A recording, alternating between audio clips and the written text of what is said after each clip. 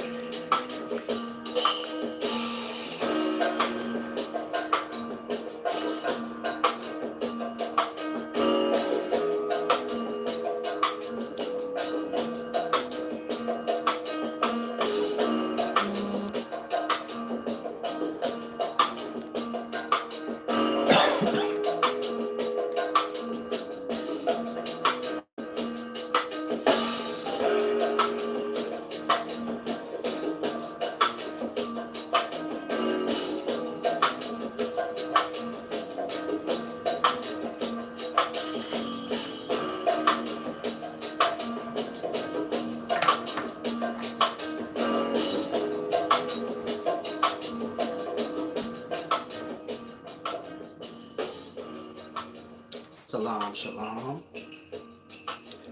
All praises to the horizon. Peace and wisdom. Wise, solid speaking. Freaking flies.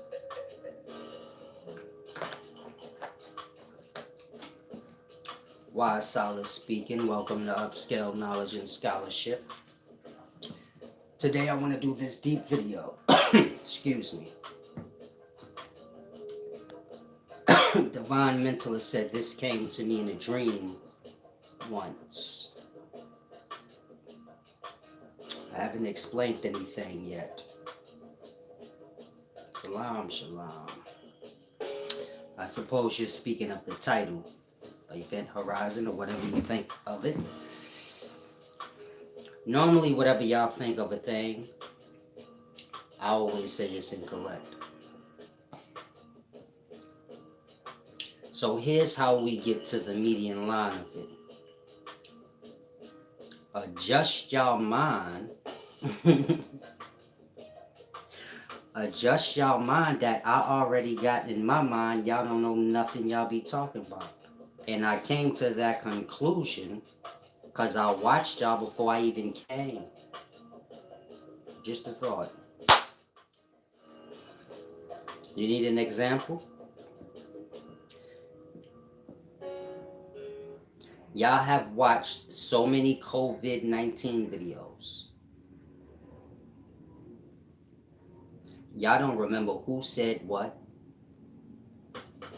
Like that. Watch so many COVID-19 videos. If I ask you what did I say in regards to COVID-19, you don't remember. Because it's going to take you too long to decipher who said what.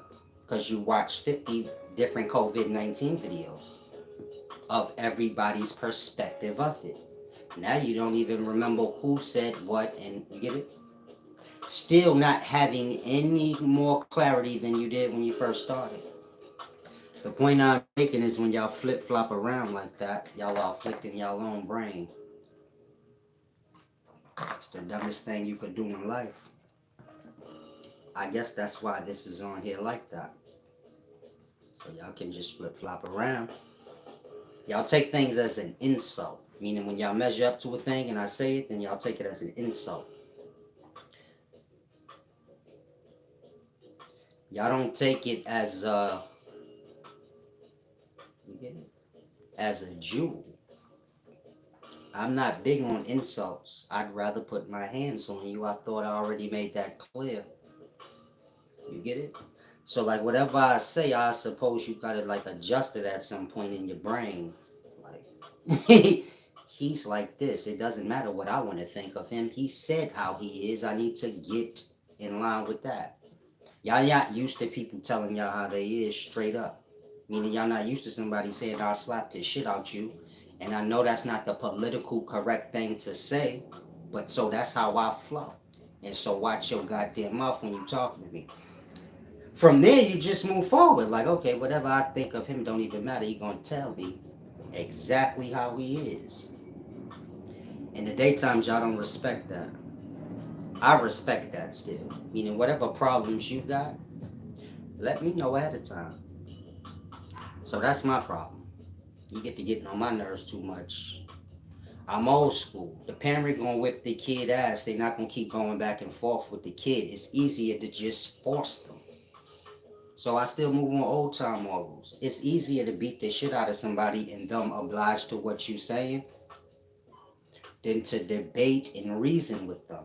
I know we live in a society where y'all say communication is everything, but this is not the realities of things. Communication with y'all don't never end. Whoever think they got the point gonna stay on it. And so it's like I tell y'all, word is just the first stages of action. If there's no action to the word or no intent for the word to be in action, just talking for forever for no point. And so kind of grasp. Now let's get to this deep content. I want to discuss the event horizon. I don't need this. If you want to grasp this video, remove whatever you think you know about the event horizon. Many of you guys don't realize this has to do with a black hole. This is a science subject. And so, if you don't follow science so well, learn. Meaning, y'all don't learn in the daytimes. Y'all just act like y'all know everything, even if y'all have no merit in the thing. You get my point? So, just be mindful of these things. Wisdom is more than just following and blurting out whatever seems like the common thing that people say. That's not wisdom, that's just common talk. Wisdom's above common talk. If your talk is mostly common, meaning if the things you say is things that others say, it's not nothing new. You're not saying much of nothing. You're just pushing whatever agenda that is. Everything got an agenda. Or 90% of things. Now let's get to this deep wisdom. The event horizon. Like I said, this is associated with a black hole. Now, when you're dealing with a black hole, the event horizon is the area of a black hole that is the point of no return. Meaning, once you get to that area, you're going to get sucked into whatever. It's like the tide. Like at the beach. The tide coming. You gone. So, the event horizon is that. Now, of course, this is associated with the black hole, so you can just imagine a black hole in your mind. The event horizon is not the central part of the black hole, but it's like the outer rim. I'm trying to give you a perspective. Once you get to that line, you will be drawn in. Now you have the innermost stable orbit. This is like an area right before the event horizon where you can kind of experience or see the event horizon and everything else that's, behind without being sucked in. Basically experiencing an event horizon or having the first row seats of it. So whatever you imagine the event horizon to be, which I'm going to explain, the innermost stable orbit, this is your safety area. Where you're close enough or basically in it, but not being sucked, in. Now you also have the singularity. Of course, we're speaking of the event horizon of a black hole. And so you have the singularity. This is the center point of a black hole where everything is kind of condensed into a singularity. Meaning whatever's being sucked into a black hole, when it all reaches this central point, all of it is kind of like condensed into just one thing. So let's say 15 stars is sucked into a black hole. When they get to that central point, they will all just be one. Kind of like, merged together. Now, that's a black hole. Of course, there's other areas of a black hole, but I want to focus on those three. The event horizon, which is, the point of no return. I want to focus on the innermost stable orbit. That's when you're like in the event horizon but not being sucked in. And then, of course, you have the singularity. This has to do with after you've been sucked in. Now, you have as above, so below, meaning that's a black hole, that's cosmic. You guys see that, but in terms of getting a full understanding, it means nothing. Now, you have as above, so below.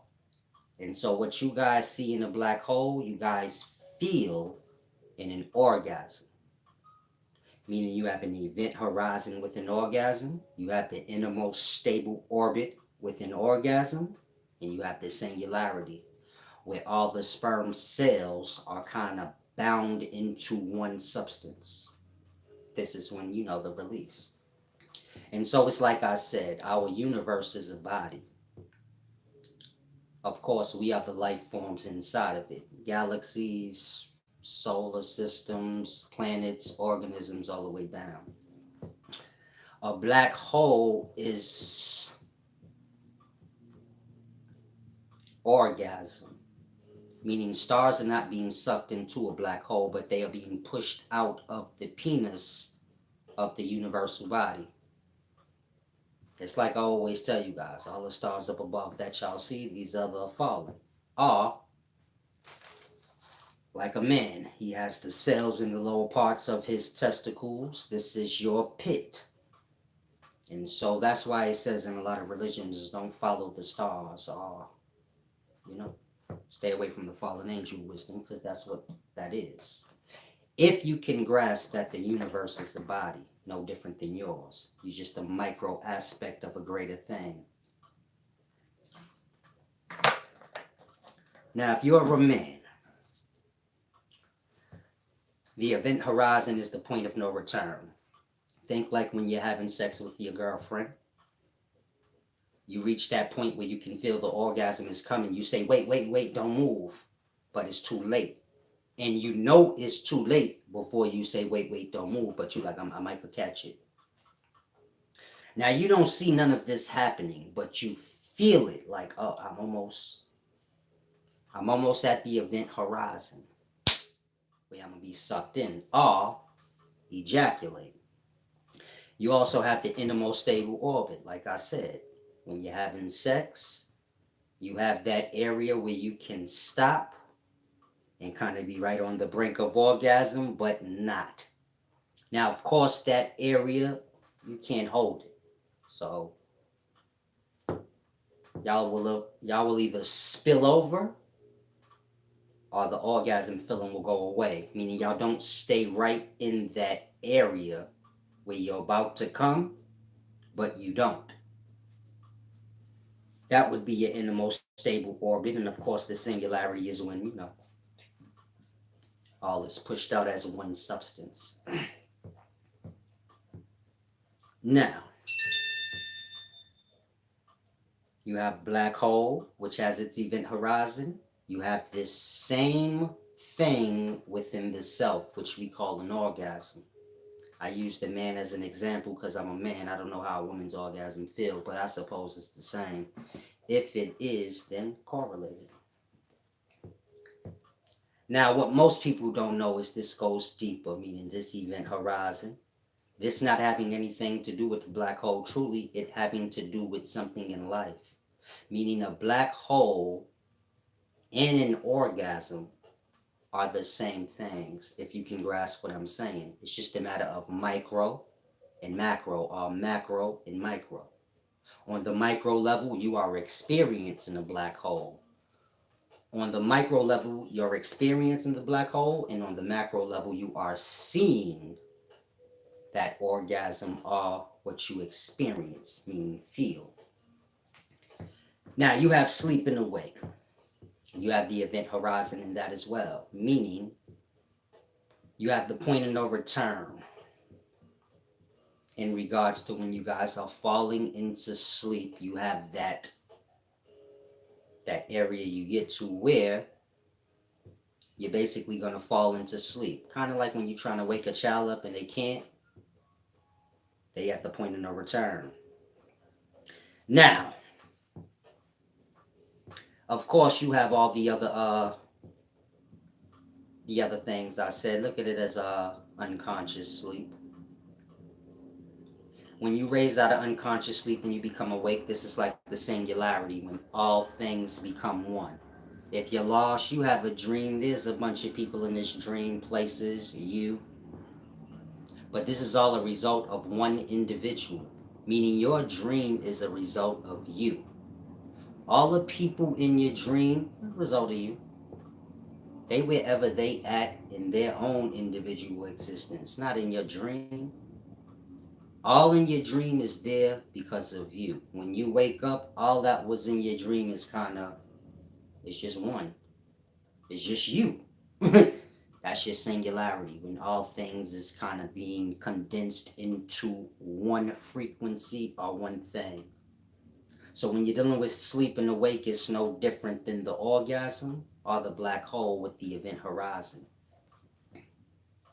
You have that area that's called the innermost orbit. So whether you're speaking sleep or falling into it, whether you're speaking orgasm and you're falling into it, or a black hole and stars falling into it, you have an innermost stable orbit or a safety zone in all three of these.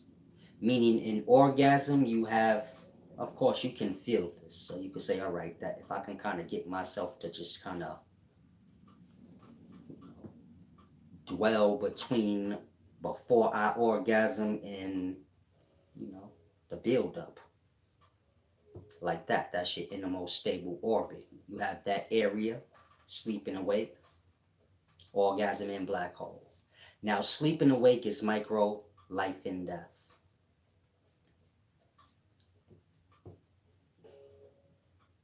And so, the same way you have that event horizon in sleep and in orgasm and in the black hole, you have it in death. Meaning, you guys have an event horizon for when you die. So, like, let's say you was gonna die today, you'd be at the event horizon of your death, so to say, or the moment of no return.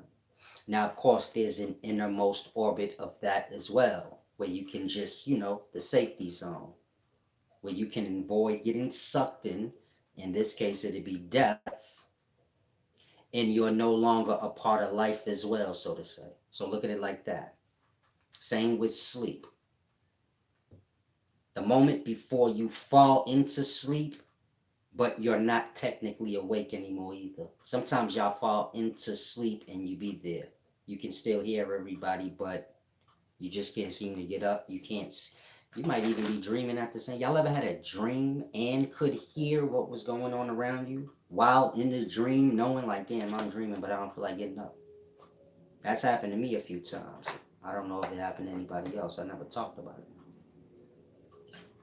It wasn't that spectacular, but if you've experienced that, that's like, yeah, I see right through it. It said he experienced it.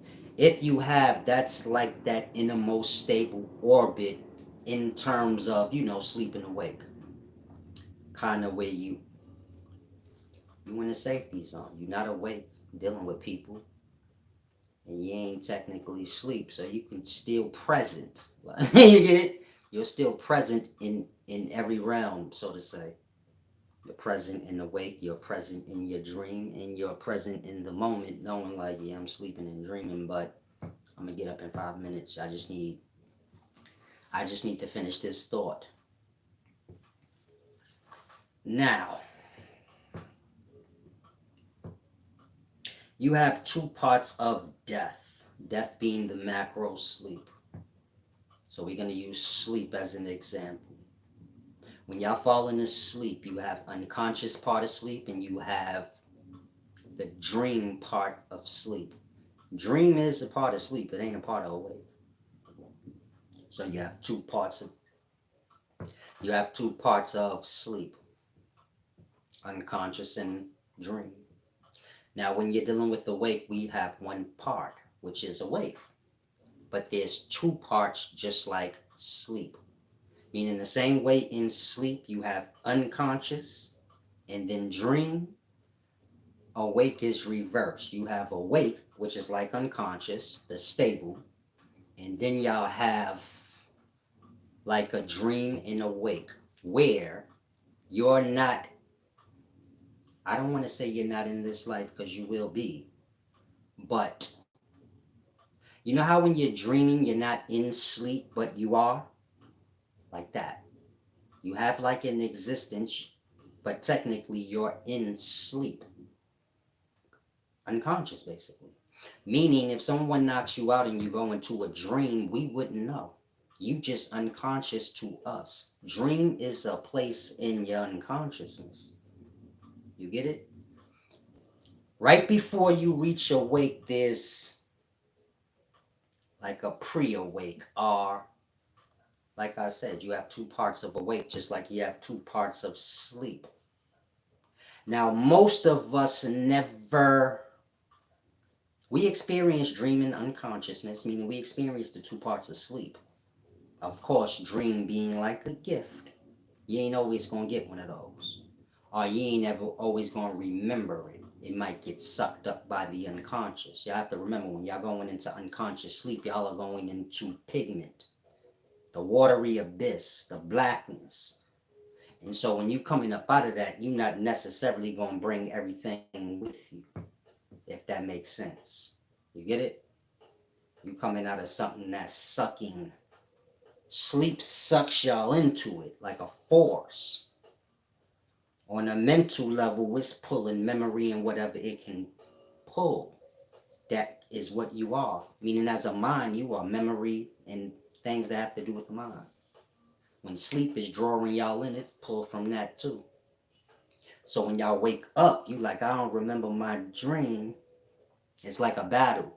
The sleep is trying to pull the conscious, and you trying to wake. You get it? You trying to pull your conscious from the sleep, or from that force.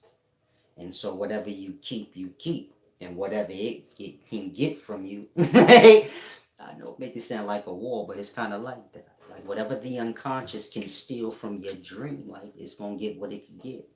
And you scratching away. So you wake up with pieces like I remember this happening, but I don't remember the rest. It's like that.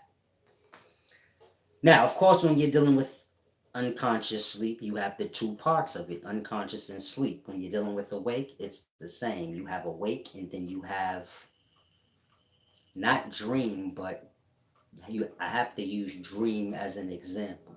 So the same way you have unconscious, which is stable, and then you have dream, which is like, it's like an extension of this thing. So it's the same with physical life and awakeness. You have two parts, one being extension. Y'all don't experience the extension. The same way people don't always fall in a dream when they go to sleep. But when you're dealing with life and awake, most people never reach that area, meaning the second part of life. So just imagine if someone never had a dream. This is the equivalent of most people that wake up or is alive, which is one and the same. Life is a macro perspective of waking up. Death is the macro perspective of going into sleep. Of course, with death, you have afterlife. This correlates with dreams. So, the same way you fall into unconscious sleep or sleep, you can experience dream, which is like the carryover or the after day. Like after you had your day, you fall into sleep, the mind carry over, you still have experience before you fall into unconsciousness. Life's like that. Before you fall into death, which is, macro unconsciousness, so you have your afterlife or your dream. Dream time, that's what the natives called it. This is where the spirits are, which y'all associate with the death. So you have to understand the mind and the realms of it. Then, of course, you have awake. Now, like I said, you have John Galt said it's like the smell of thought left over into dream time. Salam, shalom. I don't be understanding y'all analogies and things. I think y'all think too hard on things. Y'all are over.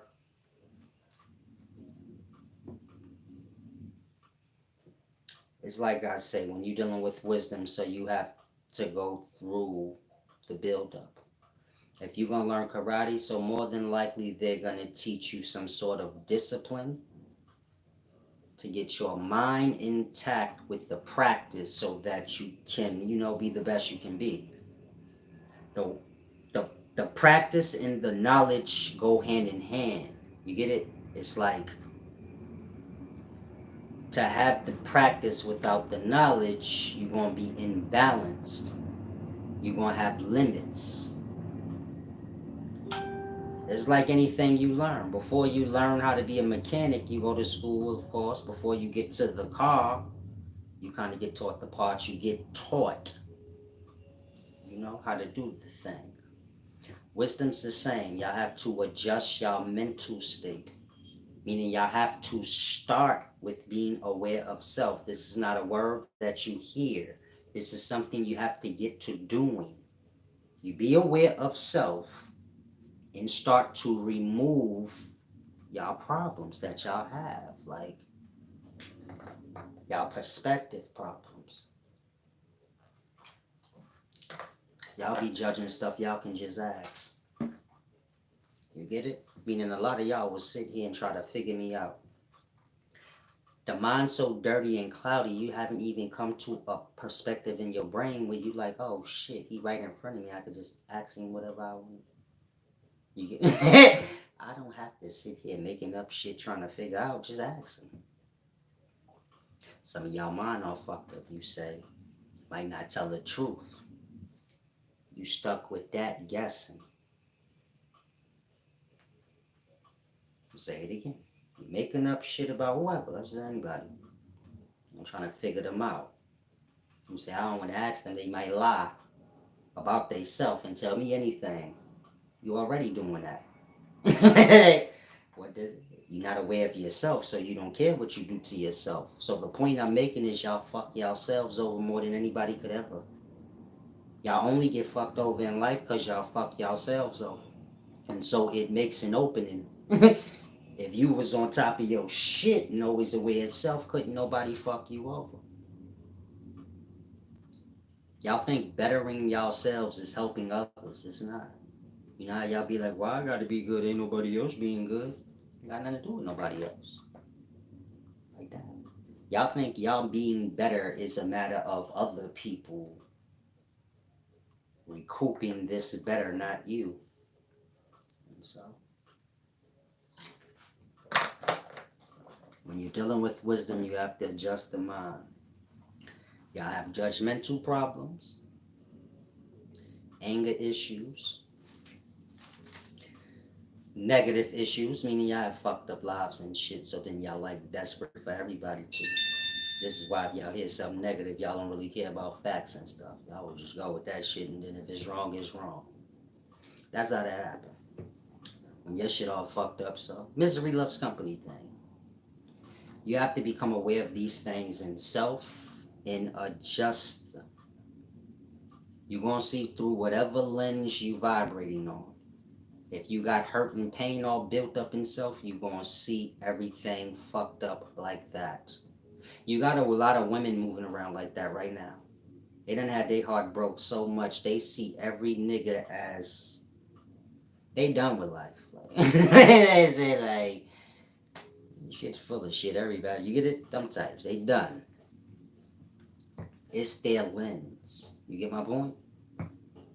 They're looking at the world through their hurt and pain, as opposed to adjusting self. So they won't have any. They just keep looking through the hurt and pain, making more hurt and pain. And so, y'all view wisdom as something that's gonna make y'all lives better or make y'all better. The wisdom is the result of you taking the action. Meaning the wisdom is the gift for after you do all that work on yourself. I'll say it again. Y'all think wisdom is some tool that's gonna make y'all lives better. No, when you take a time out to cleanse yourself, your mind, your spirit, get yourself together. Mentally and spiritually. When I say spiritually, I mean emotionally. When you cleanse your emotions out, some of y'all have really bad emotional problems. If you don't realize you that person, if you still holding on to anything that aggravates you, I don't care what it is, you got emotional problems like that. Y'all look at like I'm look. Forget your point. You get it? Some of y'all so deep into your emotions, you lost on your point. You like, nah, but I'm right. When you get to a place where you don't care about no point no more, I'm talking about that. Remove all that anger and that gook off the self. Therefore, you can move in life right, clear minded. Wisdom will be the gift or the reward for that work. Meaning, y'all think if y'all work outside of yourselves, y'all will be rewarded. So you go to work, you get your check, but that's not a reward. That's a robbery because you ain't getting what you should. Nobody getting what they should. Period. Like that. You do the work on self, on the mind, and the spirit, you will get a gift, which is wisdom. That wisdom's going to help you, meaning that wisdom's going to be more than whatever money or financial or material things y'all seeking. That wisdom's going to be your cane because y'all have a problem. Yeah, don't take no offense. Y'all imbalance. Y'all want everything in life. It's not never going to stop. You're going to be impoverished till you die because you're going to have desires till you die because of ignorance. Y'all don't understand environments. Poverty's like weed. As you grow, that shit growing to get you. You got to keep moving the poverty away. Like this. You'll be poor, you content with whatever poverty you have. You say, like, I just want a little more. You might got little things in mind you want, but for the most part, you content with your reality. Now you come up, you're not going to be content with that reality no more. You're going to be in a new reality or a new status financially, right? Now, if this environment of new wealth that you're a part of, you fall on the bottom end of it, poverty, which is a feeling. This is how you're gonna feel. So now you're gonna feel like I have to get this, that, because I'm in a new. You get it? Let's say you're a rapper, or you're not a rapper. You just live in the neighborhood, and so all you want is any kind of car you can get. It wouldn't matter to you. You just want a car. You get it. You want some income. Simple shit. Nothing extravagant. You become a rapper. Now you in a different environment. All these niggas is driving cars that cost 200, 300, 400,000. All you wanted was a Nissan. And it wouldn't matter. Just something that moved. Now you in that environment with money, but now you feel impoverished again because you like, damn, I got to get. You get it? Meaning now poverty will never end till you end it. Y'all think money ends the poverty. The poverty's going to end when you end it. You got rich people that's impoverished because they're in environments where they have to keep. I don't want to say they have to keep, but they have the urge to want to stay relevant in the environment. You get my point? To where they don't even realize it anymore. Or if they do, you get my point? Your appetite grows as y'all do. As you begin to come up financially, your appetite grow. As the appetite grow, You're gonna become unstable. You're gonna become what's called impoverished. Meaning, if we both eat a meal right now, and an hour later you're hungry again and I'm not, hunger and poverty just correlate them. If me and you just got a check and you blow that shit because you got all the desires in life, like that, even if you don't spend it, but the mind is like, I want this and that, you get it? Poverty ain't the physical actions, it's the unstableness in the spirit and mind. You can have a little bit, but if you're not aware of an environment bigger than yours that's doing stupid, outrageous shit, you get my point? You safe. Because that can never end. You got dudes buying ships, yachts, the way y'all buy cars. I got 50 cars. You got 50 yachts. Buy one every month. Like that. Some of y'all say, man, I don't want to be in that environment. That's way stupid. I ain't keeping up with that shit. How'd you get where you at now? Because before you got there, you was looking at that shit as stupid shit. I'm just like, you gotta always reflect on self. Like, damn, I've come a long way. That's why reflecting is important. To see like how far you've grown when you see how uncomfortable you are. You see how disturbed you are and how unsatisfied you always are. So now you know, like, okay, my appetite have grown. I ain't never satisfied. So wealth is a deep thing. Meaning wealth brings poverty. If you don't know how to adjust the mind and remove the weeds, the more rich you get, the more impoverished you get. That's why people say more money, more problems. They not talking financial problems. They talking emotional. They talk like I told y'all. Poverty start in the mind, then the spirit, then physical. They got all the other poverties, not the physical ones. They got those too. But you get my point. The more wealth you get, they go hand in hand. Y'all have to stop looking at the duality as separate. Good and bad go hand in hand. One make the other come about. Poverty and wealth go hand in hand. The one make the other come about. Wealth make poverty come about. Whether we speak in physical, and my wealthiness is a reflection of greed. Meaning if I'm wealthy outrageously, there got to be hella people that ain't getting their share. We all in the same place, so you got to have a mind.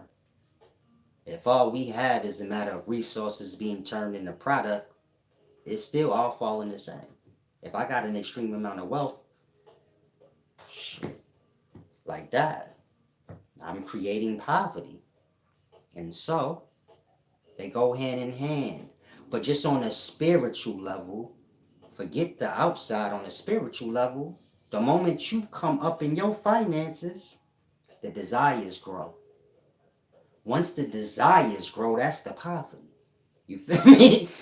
When y'all know what I mean. Some of y'all want some shit right now, and you like, man, if I could just not, I'd be fucking rich if I could stop wanting shit. Some of y'all do that right now. You like, damn, I want to save this whole month, but I keep wanting shit, and I can't fucking stop. If I could just chill for a month, life for real. Meaning, the more you get, you got to learn how to balance out the emotional state in the mind. Otherwise, the more you get, the more impoverished you become on an emotional level. You become unstable.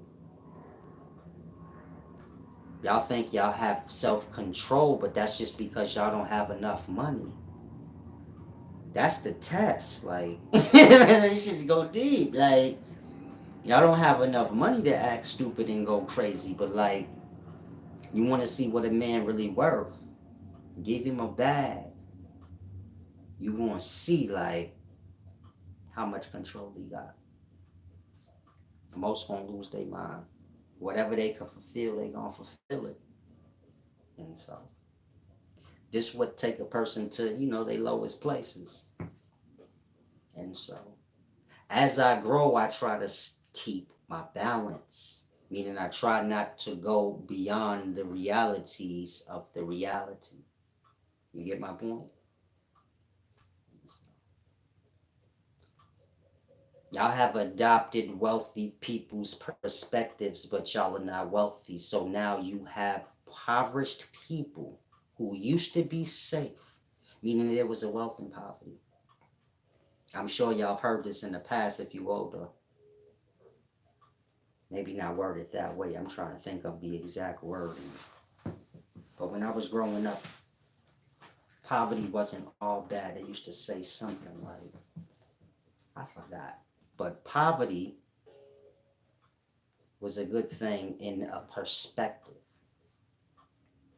And today it's not like that, meaning the impoverished got the desires of a wealthy person. Do you know how? I don't think y'all understand. If a wealthy person got just humongous desires, this is their poverty. But they could sustain it. But it's still like, damn, they don't want to keep falling into the shit. You get it? The rapper that's really dope, who's the dope? Who's the dopest, flyest rapper y'all know? He just wants y'all to like him regardless. Like, he don't want to have to spend his money on the big chains and all this dumb shit. But that go with the game. They tell you like you gotta look like a star. And so it's like I tell y'all, fame costs more than the profit. Meaning it costs more to be famous than it's gonna earn you. After you add up security and all the decoration y'all need to look like a star, and all the stupid shit you gotta do for people for free as a favor in that industry that you could have got paid for. The lifestyle costs more than what you can make off of it. This is why the executives and our high ups, they don't get involved in all that. They just encourage y'all to, like, yeah, make sure you got a big chain and shit. They ain't got one. They got on a suit. They keep it light. Like, they keep all them bags. I don't need all this decoration. I need the money. You know what I mean? And just in case something happened, you gotta have the liquid. You can't get a star. You can't get a star to grasp that. It's a deep thing. Peace and wisdom, mastering obvious. This is called the Reese shirt. Reiss. Now, when you look it up, because I know that's what y'all do. Don't get lost on the price. I like nice things. I don't like logos. Meaning, a lot of y'all need to learn that. Y'all think nice is the shit that got like the G's all over it. You get it? The logos of the designer. Those same designers make clothes with no logos on it. The fabrics is better. It's worth the worth it's supposed to be. The urban wear, they smack logos on the cheapest. They always undermining. It should be. It should even go to fabric, like. But when you talking about the urban communities or the ghettos, they slap the logos on the cheapest fabrics and things they could find. They sell it to y'all at top dollar price. The stuff that don't got the logos on it, that shit be silk and all kind of materials y'all never even heard of. It be costing more too. But so grass. Go get you some dress clothes, Gucci if you like Gucci. It's gonna be worth your money as opposed to buying that cheap ass cotton. Y'all will have on the whole polyester Gucci shirt and won't even care because it got all the G's on it. But it's polyester. Straight from the polyester palace. This shit right here, you don't want to know how it feels. That's not the camera that's making it look like how it look. No. Let me stop again. Fine stitching, baby. And so kind of grass. But that's another story. I like the way things feel.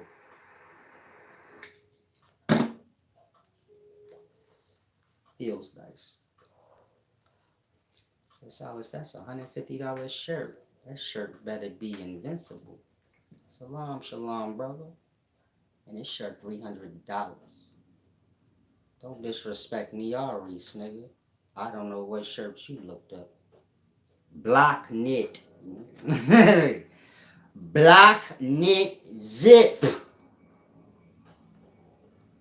Fuck, nigga. Now 300 ain't a lot for a shirt.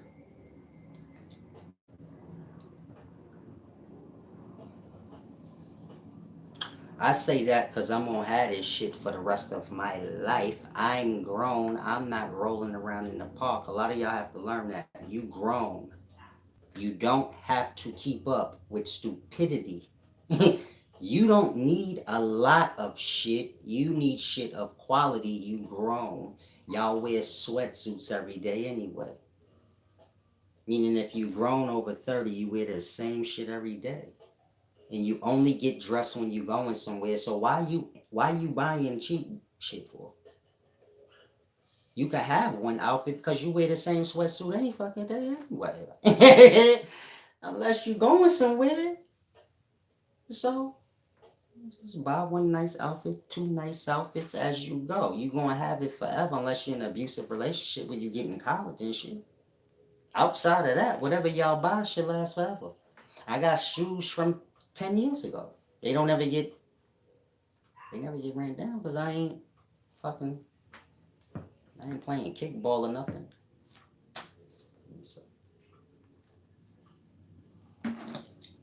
you gonna spend more than $350 on shirts before this one run down. Meaning 5 years from now, I'm still gonna have this shirt and wear it unless it burn or something. And you gonna have a whole new wardrobe 5 years from now. I could show y'all shirts from 3 years videos ago, and you like, damn, I never seen them put that shirt on again. You get grown, shit just be. So I don't buy nothing cheap. There's no point. The fuck? What's the point? What are we racking up cheap shit? So I'll spend 300 on this shirt because I'm gonna get my money's worth out of it. Meaning, as long as I don't get collared up or some shit, and I still fit the same size, I'm gonna be wearing this motherfucker. So you get my point. Now every shirt don't gotta be 350, but you get my point. Or whatever price I said, I forget what I paid for this shit. I ain't gonna lie. You gotta buy a lot of them shits, then you get like a bargain. It's a deep thing. That's no wonder then that shirt look clean. Expensive things last longer, but so you may not be in that position to buy like that. You know what I'm saying? So then that's why you gotta learn to find friends like me. See, G's ain't busting out my shit, so if I ain't tell you, niggas wouldn't even have known. And I wouldn't have brought it up if you wouldn't have said you like this shirt. You get my point? Y'all will be in environments where the G's and the Louis logos is busting all up the motherfucker where a nigga don't even gotta tell you. But if the shit didn't have the logos on it, he would be like, yo, this shit Gucci, like. And that just it's a thing called peer pressure. So y'all feel like, damn, my regular shit ain't good enough. I have people that wear regular clothes hang with me. They have no fucking clue that we ain't got the same shit on. We're nowhere near the same. They have no fucking clue. You could tell them like that nigga Silas wear $300 shirts. They look at you like the fuck out of here. His shirts is regular. My daughter said that to me. She said you wear regular clothes. Cause she not used to if she don't see no logo on it. She don't know what Todd Snyder and that white shit is. That's like if you don't want to get too carried away and go like get some Versace or some shit, but you like I want a nice silk shirt because that's all I wear type shit. But I don't want to have a whole wardrobe of $1,000 Versace shirts. I need some kick around shit, but that's not cheap though. So you got like Todd Snyder, Reese, kick out like 200-300 for a shirt, but you know it's like low key fly, grown up fly. Get your little pipe or something, get on a boat. You know? Just some slacks on, some boat shoes. Pretend like you rich, like I told y'all. Rich ain't real, so you ain't gotta be dedicated to poor. You feel me? We got this perspective, like if I got this much, then I can only do this. You can do what the fuck you want. You just need to position your mind to how you. Y'all gotta just position y'all mind. Y'all live by other people's shit instead of y'all own. So after y'all get all the shit that y'all think other people think y'all should have, then y'all don't have nothing left for what y'all really want, which be simple, stupid, dumb shit that y'all could have been got. Some of y'all got a whole bunch of shit and live a whole life that society, that you think is the perspective of society. Where you like, no, this life I got means I got it going on. But in itself, you like this shit dry and this shit corny. Like that. Y'all will get everything that everybody in life wants y'all to have or what y'all think people actually really care you got. Y'all will get all of that first to then never getting the stuff y'all really want, which don't really be much of nothing. You could have kept all that fucking bread and just got what you wanted and said the hell with what everybody else think. Because at the end of the day, they not thinking about me. When I cut this video off, you know what I say to myself? They got more important shit to think about than me. Like, y'all be like beating yourselves down like people actually thinking about y'all after y'all out of sight, out of mind. I be real with myself. I say whatever issues is going on or whatever's whatever, it don't matter because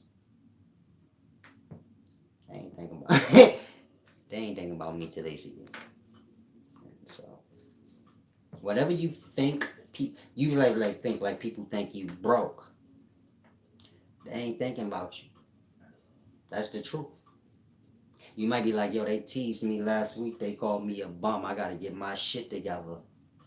They said that at the moment to piss you off. But all ego aside, they ain't even thinking about you. They got other shit that's more important than you. You just to beat up for the moment. So when y'all like beating me up, abusing me, sometimes I sometimes I abuse y'all too. It's just the moment, baby. If you could remember that, then you'd be good. You like, this shit don't matter. I'm a bum and they ain't thinking about it right now. Y'all take in the thought. I mean, like I said, words is physical life. So if somebody call you a bum, y'all take that in y'all mind space and then it haunts y'all later. Y'all say, nah, they just trying to play me. They ain't thinking about you no more, but you took their words. Meaning they didn't care about the thought. That's why they said it. When you speak, you throwing away thoughts. Say, nigga, you a bum. Like, he can have that. He a bum. Say, you dirty and ugly. He don't want those thoughts. He giving them away. Y'all don't know how to weave them shits. Like, I don't want them either. Fuck you back. And get away from them. I'm on that time, baby. Say, fuck you back and close the door so he can't say nothing else. If it's on here, block it. Y'all gotta learn how to get the energy back or block it off. Y'all live by politically corrects, but the politically correct ain't always correct for the self. Yeah, it's nice if y'all can just, get abused and keep y'all cool, but this ain't reality. That's abuse. It doesn't matter if your job say that's the correct way, that's abuse. And so y'all see the results of the stars, meaning the people with a bunch of followers, they so delicate. They so delicate, like, you really can't say nothing to them. They lose their merit over shit. Y'all be like, that ain't even no real problem. Like, who cares? You care about that? You got all that life you living and you care about that? You care that they... Some of y'all like me. Y'all like, man, how you get all that fucking money and get to that point where you actually even give a fuck what nigga talking about? The stars get rumors and shit put on them. They be mad. And I in my mind like, why do you even fucking care? I wouldn't care. Say whatever the fuck you want, nigga, I won. Like, I don't even I don't have to listen to you no more. Be nice to me or I'm leaving. That's when you get to be cute with yourself. Say, I got a lot of worth. Be nice to me or I'm leaving. I don't deal with negativity. Period.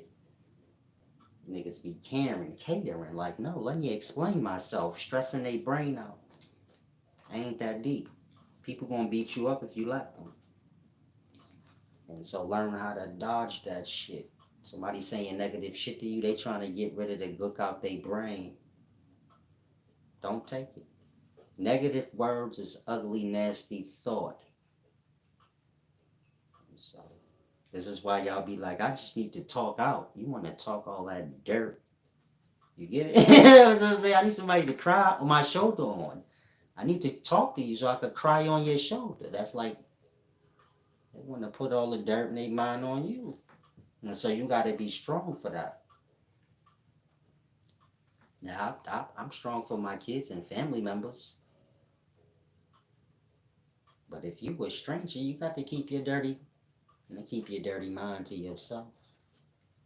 Like my shoulders ain't strong enough. I can't see no evil, hear no evil. Because once you take it in, then it haunts you later.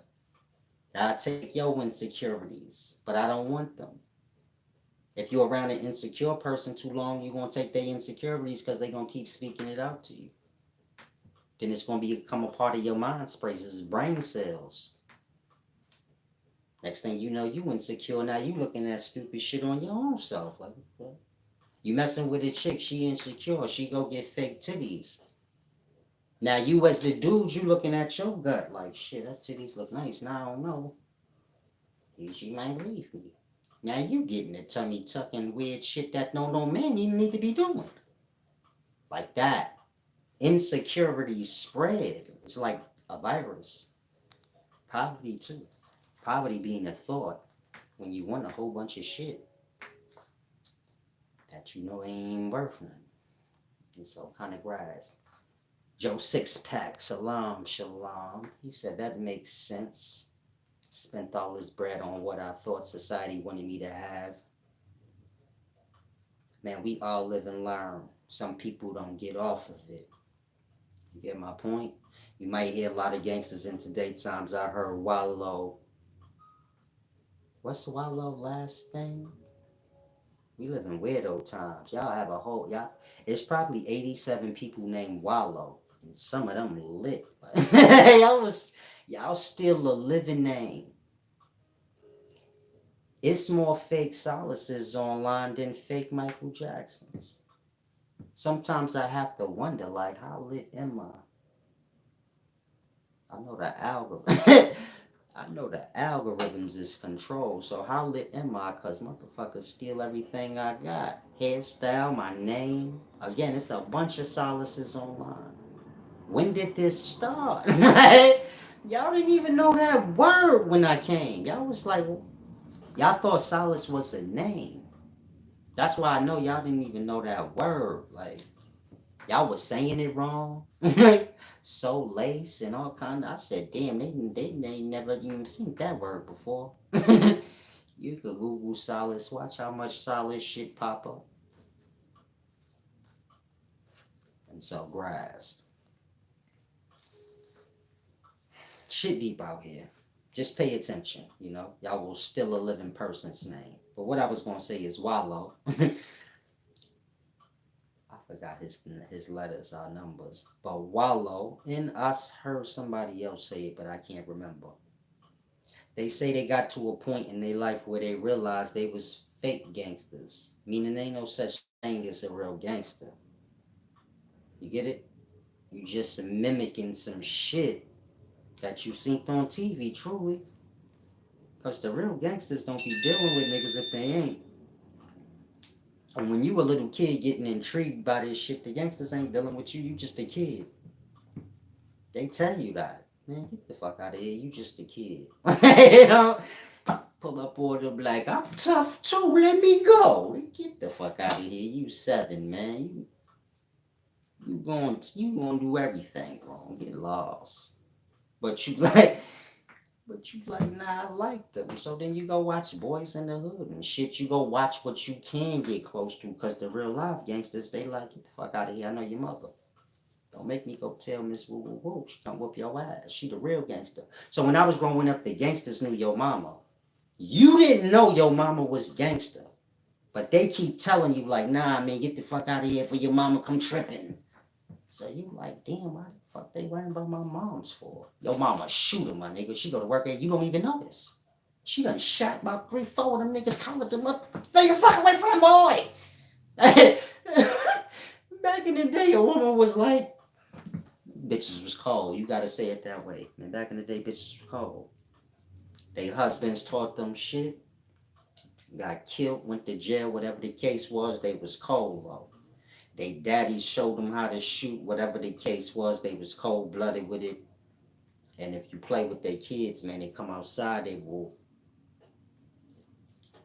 fuck a few niggas up. Like you like, what the fuck? And they gonna get away with it. So you don't have to like, you feel me? 10 gangsters get shot by one lady over her son. You ain't got to wonder if she getting away with that. She is, even if she just wanted to shoot them. So, like I said, we watch TV. Them gangsters we can get close to. They don't really tell you to get lost. We mimic the fake shit on TV. That life lets you down. And you start to see shit that make your eyebrow go, what the fuck?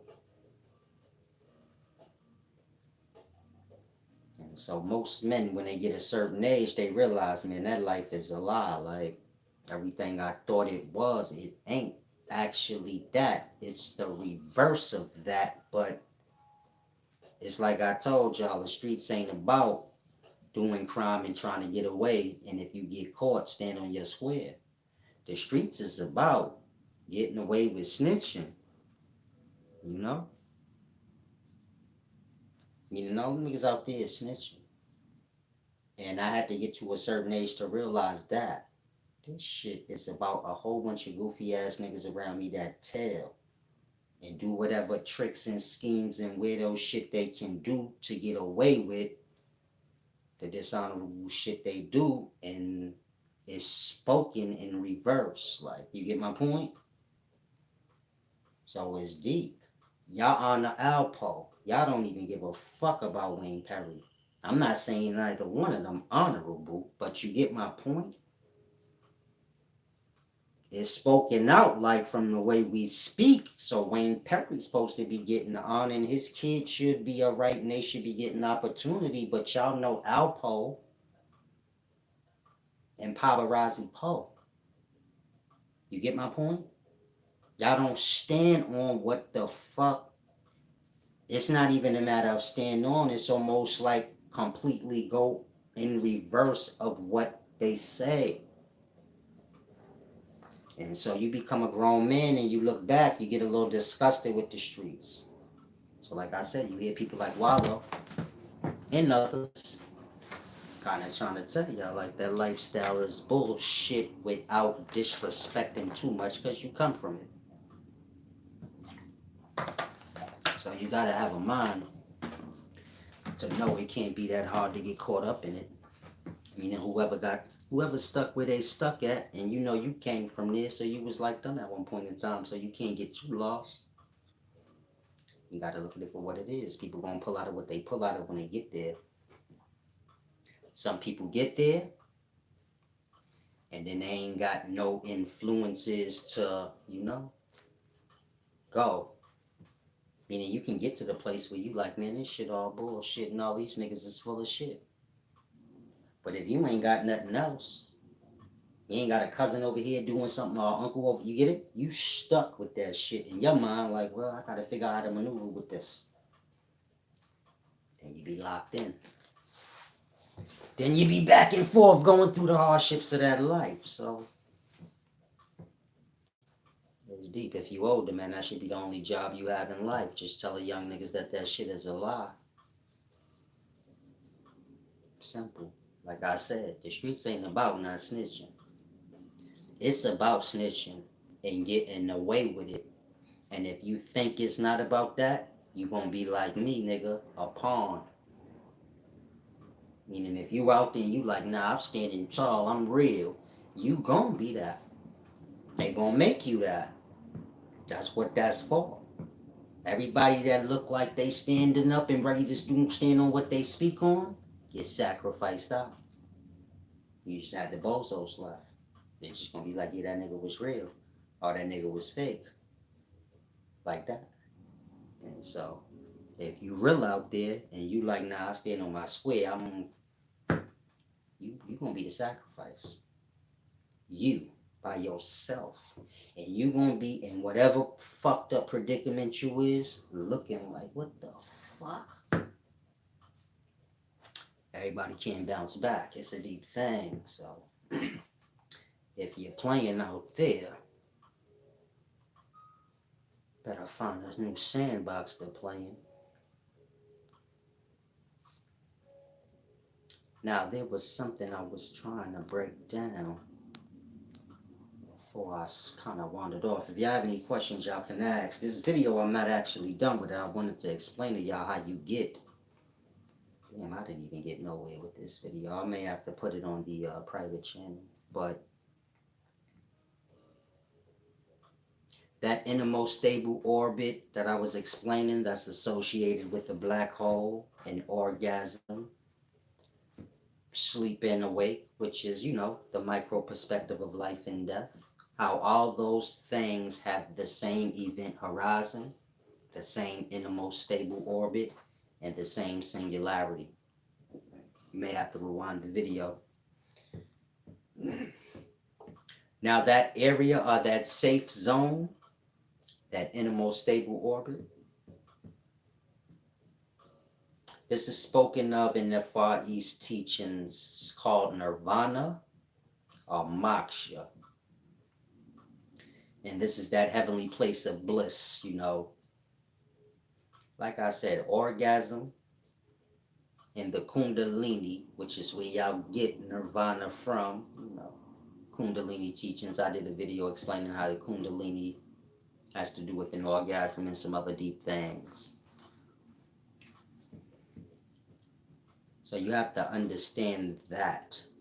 You have to understand what the Kundalini and everything is so that you can utilize these practices to experience these things. So you have the wrong perspective of things, and so y'all have no results.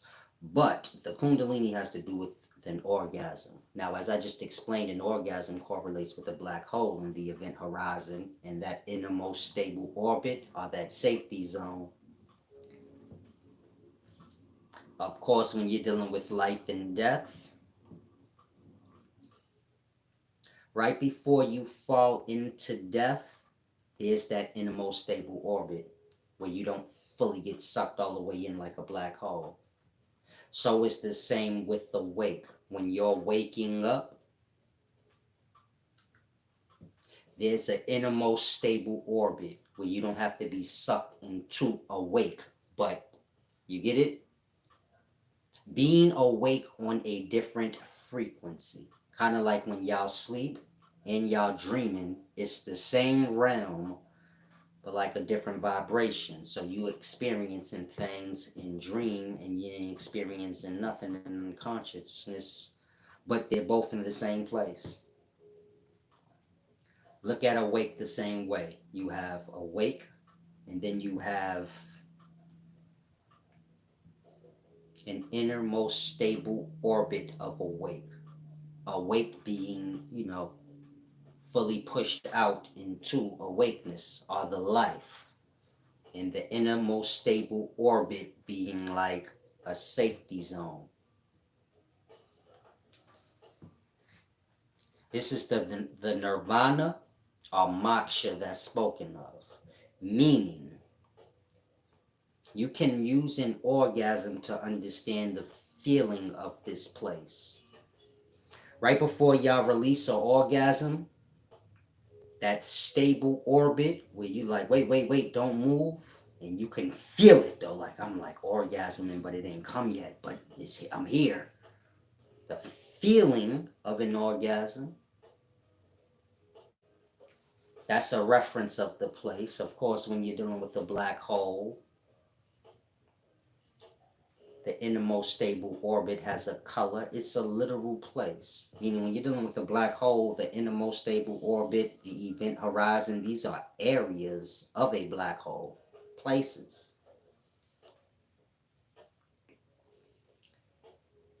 When you're dealing with the wake, In sleep or death in life, of course, you can't see these things, you're experiencing them, but like that. Life and death are places. Of course, within death or unconscious, you have a place called dream. There's many places in this place called dream. Miami, Africa, y'all pretty much go wherever y'all want in y'all dreams. It don't even have to be in any order. Your grandmama could be in Africa. You like, what's she here for? Why she live here? She live back there. What's going on? But you blow it off. It's a dream. You say, yeah, it'd be like that. So it's the same with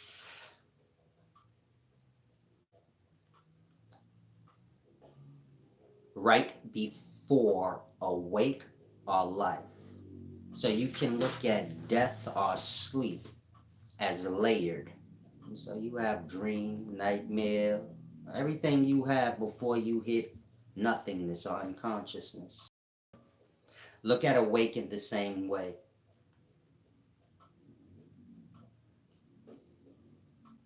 You have many layers of existence, awakeness before the full bang of being awake, which is truly no different than being unconscious. You see how dumb y'all are? Did I say that out loud? Let me let me rewind that back. You see how unaware y'all are when y'all like fully awake. Unconscious but awake. But y'all have no awareness of self, boy. Y'all y'all clocked out. So it's like I said. Awake is like unconscious. It's when you fully awake. So this is dumb world. There's layers before you get all the way to fully awake or stupid. Because that's what fully, it's like unconscious. So all the glory of unconscious is like dreams, nightmares, all those realms before you get to the nothingness. So it's like life. Before you get to awake or life, there's all the realms that's like, these is the glories before that stupidity. When we die, some will go to that sacred innermost stable orbit. Y'all call that heaven. You say, oh, how that place feel? It feel like orgasm. You say, how it look? It look lit up like the innermost stable orbit. Like lights. And so everything I'm saying is real. That's why I use the black hole, so y'all can have an image to say, well, what is this place? Knowing that it's greater than physical, it's mental too. Our feeling, all of that. And so when you're dealing with the ancient Far East teachings or the current one, the way to reach Nirvana or Moksha, you have to basically go through the eightfold path or the fourfold path. I forget which one it was. Y'all know I know these things the right way. So the fourfold path or the eightfold path has to do with the four lobes of the brain. Of course, you have four lobes on each side. So like I know y'all teachings physically. Y'all just know the teachings from the word. Like, you get it? Eightfold path. This is that. I know like what it's talking about. Like y'all know Jesus from text. I know the thing. Like I know semen is the representative of the thing. It's the closest thing you're gonna get to the thing. Like everything y'all talk about, it's real. But y'all just don't know the real side of it. Like it's like strange. But when you're dealing with other Far East teachings, you have Nirvana and Moksha, and the way to reach these places, which is that innermost stable orbit that I just explained to you guys. You reach it by removing greed, desire, anger, and the delusion. Of course, it's deeper than that, but I'm just simplifying it. Remove your angers, your desires, your greed, and your delusion. Now, most of you guys probably don't even realize what any of those mean truly. It's like I said, y'all know the words of things, but not the physical.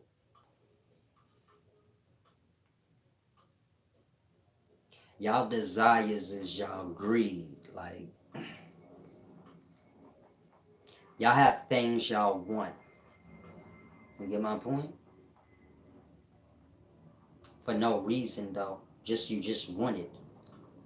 You make a reason. So, like, you don't look like a shallow, stupid fool, but no good reason. Y'all just want things. You get it? Greed. Y'all greedy. Y'all start getting money before y'all even know why y'all want money. I start working at 16 years old. You ask a 16-year-old why you got a job, why you want money for. They gonna tell you dumb shit. Nothing of merit, meaning they don't know why. They just greedy. They ready to, you know, explore their royal greed. Explore their royal oats. Shit deep. Salam, shalom. Thank you, Marcos Alvarez. If anyone wants to give back, do so at paypal.me/SolaceSolari. Allcash.me/$ the real Solace. Leah Johnson. Salam, shalom. Leah Johnson. Peace. She said peace and wisdom. Peace and wisdom. But she spelt them separate. Like I told y'all, wisdom is a matter of wise and dumb. Like, now y'all be like solid, silly, and stupid like that. I'm smartest. I'm the stupidest and silliest too. Like I win both. Y'all can't beat me at neither. Like, yeah, y'all can't beat me at snapping and being silly, my nigga. You gonna lose. Like, you know, you don't even have to question that. You gonna lose. And if you talking about deep level wisdom, the seriouses of the seriouses, you gonna lose. Everything in the middle, y'all got that though. Like, I'm in the balance. You know, my fury and wrath is equal to my kindness, and I like to keep it like that.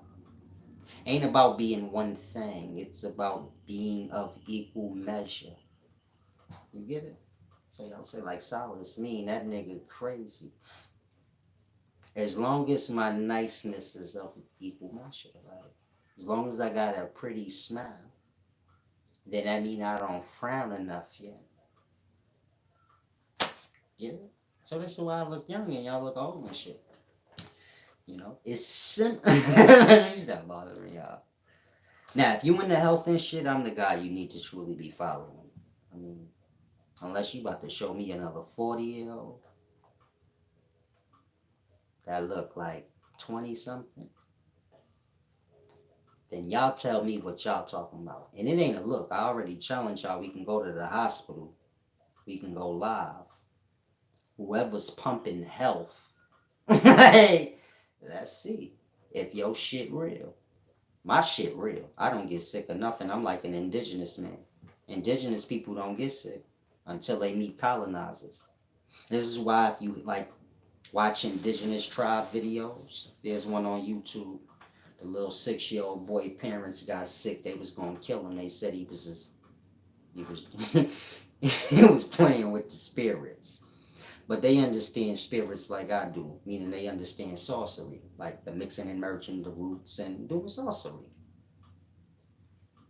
So they was gonna kill a little boy and shit, but they sent him, to America or somewhere in Europe, meaning they saved him. Because they showed him in a documentary, he looked all scared, like everybody in the village kind of like had him like an outsider. They're waiting till he get like 12, 13 so they could kill him. That's the customs out there. If you practice sorcery, then they kill you. Like, sorcery not being the fake nothingness y'all know, but sorcery being what I said, when you mixing and merging the substances from the roots of the plants, creating viruses, drugs, whatever. But these things make for sickness. The point I'm making, when you're dealing with them indigenous tribes that know nothing of civilization or civilized people, they don't get sick, meaning they don't get colds, flu, nothing. Ever. And so if one of them gets sick, they know somebody in the tribe either had contact with a civilized monkey, or a civilized monkey done taught him some shit and he done put it on one of them. Otherwise, how your parents sick? So when you're watching a documentary, they making it like the tribe is kind of thrown off. Like, damn, they gonna kill a 6-year-old nigga for doing sorcery? Cause his parents got sick and died? They know him, and that 6-year-old boy done had him, or his parents was dealing with the devil. That's what they call y'all, civilized people, the devil, the dragons.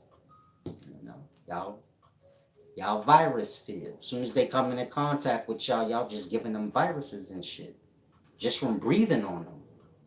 You get it? So they know what they talking about. They like, nah, that's that Babylon shit. Once you go to Babylon, you're gonna be like a virus. You get sick and shit.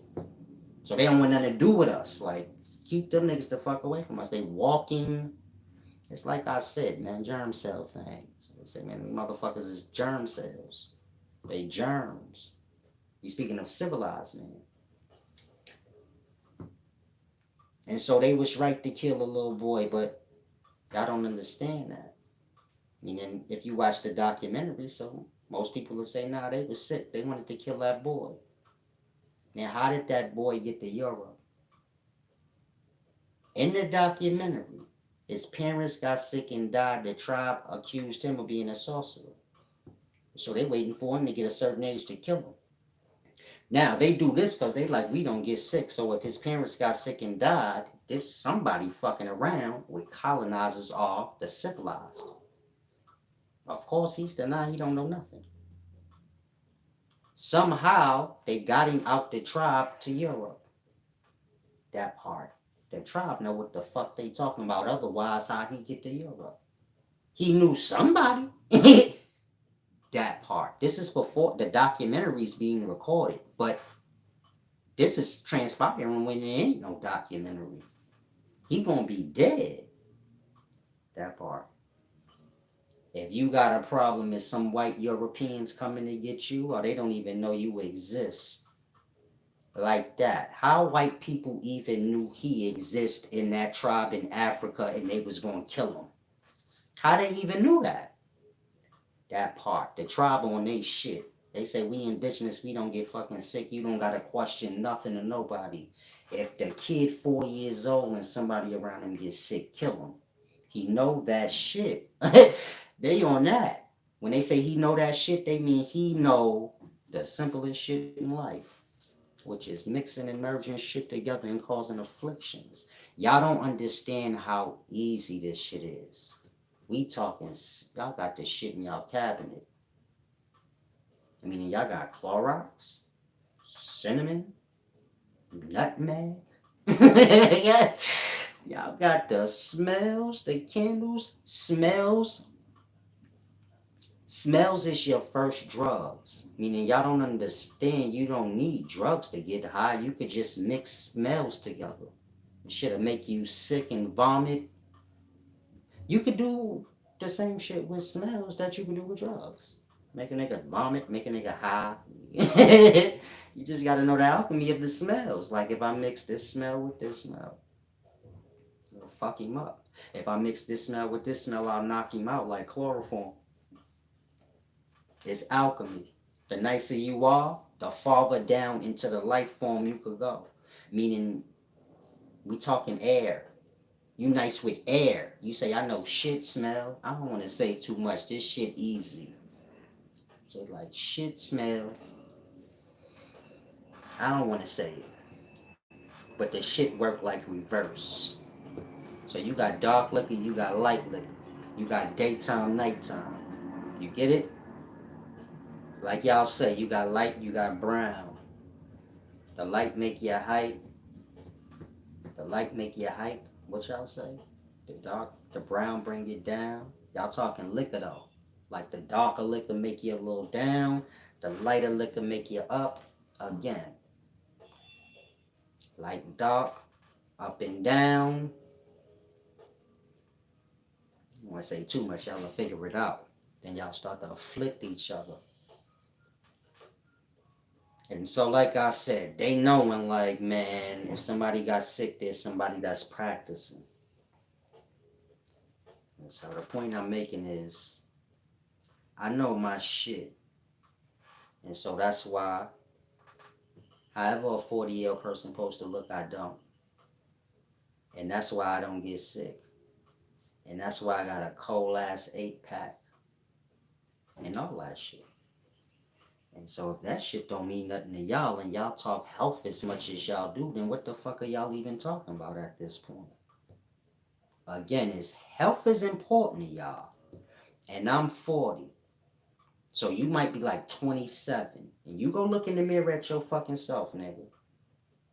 And then you tell me I don't know what I'm talking about. That part. I'm a grandfather, my nigga. You a grandfather? Meaning that's not no cap. That's not a joke. I'm a y'all are watching a grandfather. Do I look like a grandfather to you? Like on the real level? Yeah, you have it. Health. Learn what health is. It's not what y'all pumping. The shit y'all pumping is why y'all all sick and shit. Health is simple. Start with moderation. How much you intaking and how much you ain't. This got to do with y'all desires. Meaning all y'all problems start with y'all desires and greed. So you got to start there. How you start there? Write down a list of everything that you deal with every day. Then you see which one of them things you can't go a whole day without. This is what fasting is about. It's not just for food, it's for everything. You see, like, what can't I go one day without? Whatever that is, that's what I got a problem with. Meaning you got a problem. You addicted to that thing. I don't care if it's sex. It could be anything. Juice. If you can't go a whole day without juice, you got a problem. You're literally addicted to juice. And you better start working on yourself before it bring you down.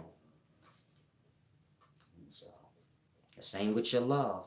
Meaning you're married, you be struggling when a whole day go by and you ain't with your chick and you're losing your mind and you damn near about to accuse her of cheating and you addicted. And you about to fuck that whole thing up because you got addicted. You got addict problems. You get it? That's how that happened. Accuse your girl of cheating. If she not around you, you're losing your fucking mind. You addicted. And you gonna blow that shit. You gonna blow that pack, man. You gonna blow that whole high, which is your life and wife. Vice versa. Meaning if you a woman and you act like that, grass. You about to blow your pack. Because you all addicted. And so whatever you can't go a day without, you addicted to it and this ain't good for you. Meaning you're going to suffer the emotional issues that come with that addiction.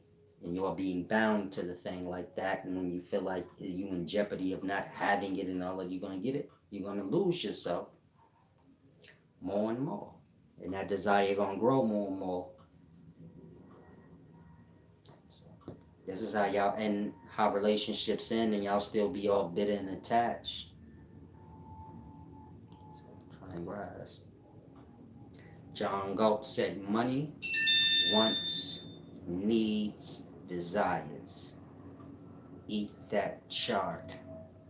Yeah, I don't grasp what you're saying, champ. But like I said, write down what y'all can't. Just write down whatever you know that you do every day. It could be listening to music. Don't forget to put that down. Watching YouTube. Put these things down. This is the beginnings of self-improvement on a real level. You don't have to do it now. You start another day. But remember, you get your pad, write down everything that you do every day. And then you really go over it with self. Like, okay, I ain't doing this tomorrow. Let me see what happened. And if you see like, damn, I'm struggling. Even if you make it through the day, but you like, shit, that was rough. You better go another day. You get it? You already beat it one day, just beat it another day. It's over with, and don't fuck with that shit no more. Like, you get it? Meaning that shit already got you fall off. You done already went to the extremes of it. Leave it be. You fulfilled yourself of it. Some things gonna be harder than others, but you get my point. You start with what you could knock off. You get my point. Y'all gonna have a long list of shit, but y'all gonna end up with like one or two things. That's the real struggle. So that's the whole point of the whole shit. Everything on your list is just practice to them last two. You like, fuck, I'm struggling with them two. But I've been building myself up because I ain't doing nothing. You get it? I've been knocking hella shit off the list that ain't really that important. But it's like practice. So now when you get to what you knowing, like, man, I can't stop doing that. Make it easier. Where you like, nah, I could beat it. Look at all that shit on this list I already beat. You get it? It's what y'all need to have the confidence to say I could kick any habit I got. Because I had a long list and I kicked all that shit. Of course, you're going to have things on the list that you do every day, but you don't have to. You just do it. You ain't really addicted though or bound. And you got things you are. And so the things you ain't bound to so hard, they going to help you to kick the things you are. If you apply what I just said right. Y'all got any questions, Zach? I'm going to slide out soon. Oh, of course, I got things to do. Well, no, I don't. Let me change that.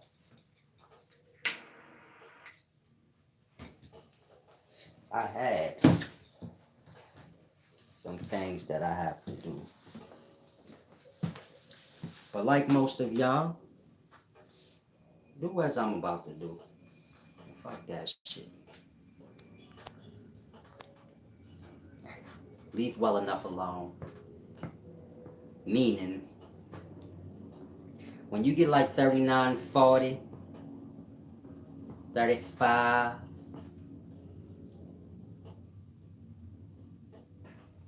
Mr. Chisel said, so listen, I came up from the dirty can too. Yeah, a lot of y'all got me confused. When I say I come from the mud, I'm not talking about the hardships y'all have. I don't know that. That's where the problem come. Y'all think I was like some bro. I always was fly. I'll show you a picture of me at 7'8". Nigga got on the same shoes y'all wear now. Every year, consistently, always. I don't have that kind of poverty. My mama worked at the record company, Uptown. I know what riding in a limousine and shit is when I was a little kid. That was regular. It wasn't. Come home with Joe, they see and these niggas all bummy. That shit don't mean nothing. You get it? What y'all call ego and arrogance, this shit was just instilled in me from a kid. And so when that I realized like I ain't had the hardships that they be like had. Shit, you feel me? Yeah, Uptown Records.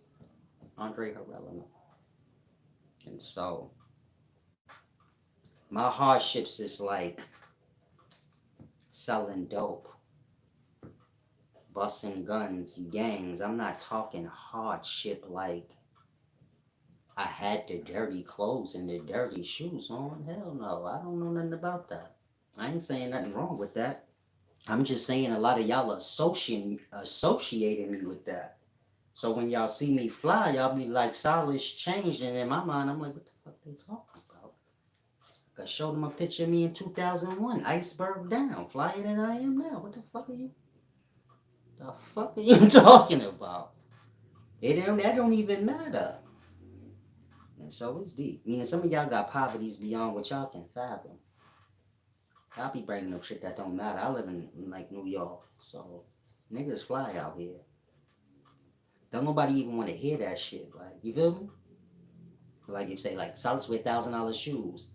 Don't nobody care out here. You sound stupid. They gonna be like, yeah, but the bumps got that shit. Like New York ain't down south. Everybody up here getting money. It don't matter how broke they is. Y'all get lost. Like it's shit different up here, man. Niggas up here just like it's fake poverty. Where you just pretend you got fucking poverty, you got mismanagement problems, but you not really impoverished. That's how New York is. I've been down south. I seen poverty. Meaning y'all projects was different. I had walked through Capitol Homes back in the day. Well, I used to go over there to get my weed, so I used to walk through there all the time, downtown Atlanta.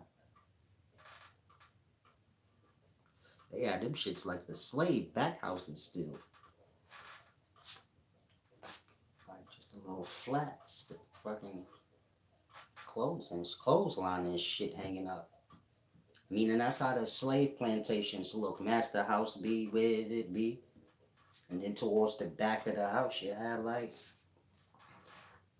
how the projects down south used to look. Where they like flats. If you in New York, you don't know what I'm talking about. Our projects is like it's like I said, if you live in New York, so you fake impoverished, you want to be down with poverty. But your projects is a high rise building. You live on the 30th fucking floor of that shit. But you like, y'all live in the projects. Nigga, you get on the elevator and ride all the way up. You can see your whole city from your project apartment. This is the realities of the poor people in New York. Meaning they live in high rise buildings, man. They wear $1,000 fucking shoes. They drive cars. And they just be like, I'm poor. Like, literally. That's the reality of it. And it's just an environment like Hollywood. It's just a fucking environment. You don't know how impoverished you are, how good you got it till you go other places. So that's why I say I don't know the poverties y'all know. I don't even want to pretend on that. I don't. My poverties is just like impoverished actions, not poverty where you like where I'm like, oh, I can't have nice stuff. That's why y'all throw me off with that. What the fuck you mean? Why can't I? Like, well, I don't deserve nice stuff. If I don't, who do? What you mean? Because I pick me. If you don't pick yourself to deserve the nice shit, then I don't see why you jealous of me for. You feel me? I mean, if you don't pick yourself to have $1,000 shoes and fly shit, you don't have to get mad at me. You didn't even pick yourself to be in the runners up. I pick me. Like, whatever life got to offer, let me get it first before you give it to somebody else. This nigga live in a big mansion? Nah, I should have it. Do I want a mansion? No. But life seems to be giving away shit to anybody. They can't let it come to me. You feel me? What? This nigga got a whole mansion. All he do is rap on beats. That's not nothing. Can that shit? Well, shit. I think maybe I should put myself in this runnings. Like, whatever's the nice stuff, I want some too. So it starts there in the mind space. This is real talk. Meaning some of y'all poor for no reason. You dedicated to it. Ain't even that deep. Poverty and riches make believe shit.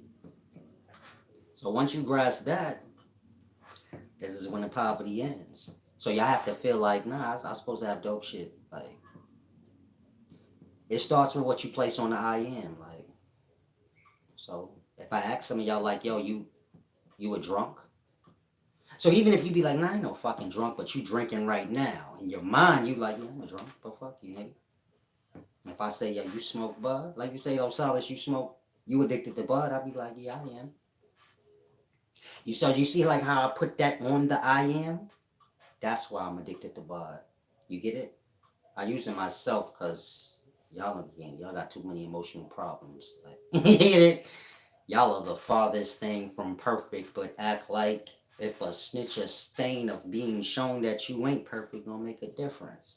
You feel me? I'm perfect. I just got a little spots I got cleaned up, so I don't mind talking about it. Ain't nothing. So we could just use me. If you say, Silas, you smoke bud, you addicted, and I say I am, that's why I'm addicted. Not because I smoke the bud every day, because I put it on myself. subconsciously in mind, I am not a physical thing. I am a mind, an air, a space. This space will be filled. Whatever it's filled with, it's because I claim it.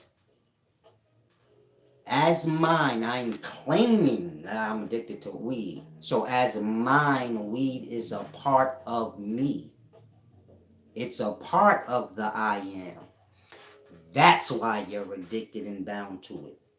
Because you view it as a part of the self. It's like an alcoholic.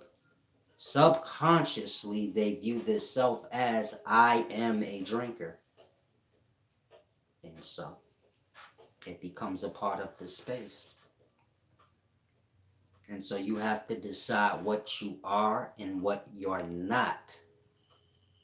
Meaning you have to become aware of what you put on the I am. If you say I'm gangster, you're going to experience all that has to offer.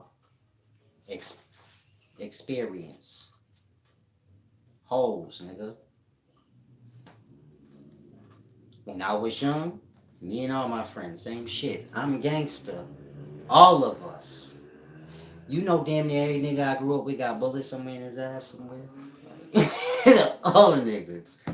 They got something. A knife, a bullet, a bunch of fucking jail time under their belt. And so, whatever you associate with the I am, that's what you are to self. That's what's going to reign supreme, meaning that's what's going to manifest. If you like, man, I don't feel like a person should have $1,000 shoes. That's stupid.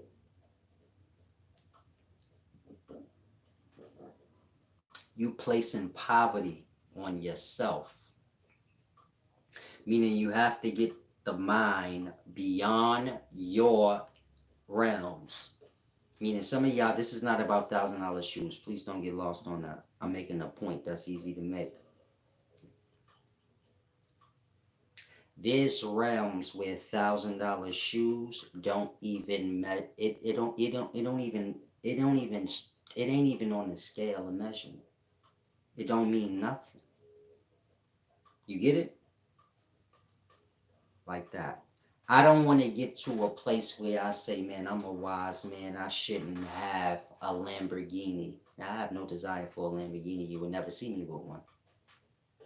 But I don't want to get the mind to that place where there's restrictions on wealth for me. You get it? Like, oh, I shouldn't have this. There's nothing I should not have. I can have anything I want. Whatever's the best shit in life, it should go to me first. You get it? You got to claim it in mind first. The same way y'all claiming that poverty. You get it? It's the same. Everybody gonna get what they want. The nigga that got on $1,000 shoes and got the fly shit and you on the other end of it complaining, it's that. You get it? You oppose what he got on, so you say. So you getting that. Meaning you the reason why you poverty. Got nothing to do with him. He got what he got because in his mind he like, I supposed to have this shit. That's the difference. Outside of that, ain't no such thing as poverty and rich. Motherfuckers fall into whatever they dedicated to. Some of y'all learning to be a bum right now as we speak from other bum ass motherfuckers that never could measure up.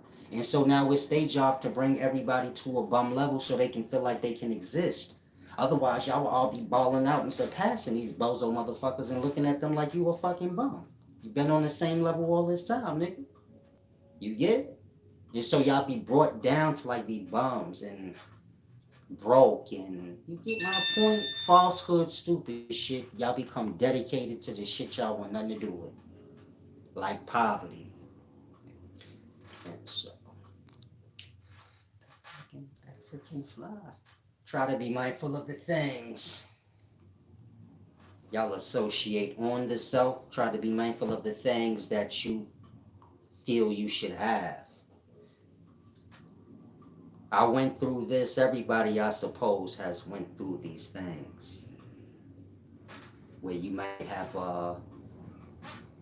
went through hard times, and when we go through hard times, then we see clear. Like, oh, this fucking fake shit. You get it? You become disgusted with, what we call shallow shit, Shopping and having fun is more important shit in life than that, man. You get my point? You don't want to get stained by your hard times where you forget, no. The important shit is that shit that they doing. Otherwise, what you alive for? I'ma say it again. Niggas is shopping, buying clothes, and dumb shit. It's more important shit in life than that. Yeah? What? The hardship? Fighting? That's more important? That part. You see how y'all claim shit with no thought.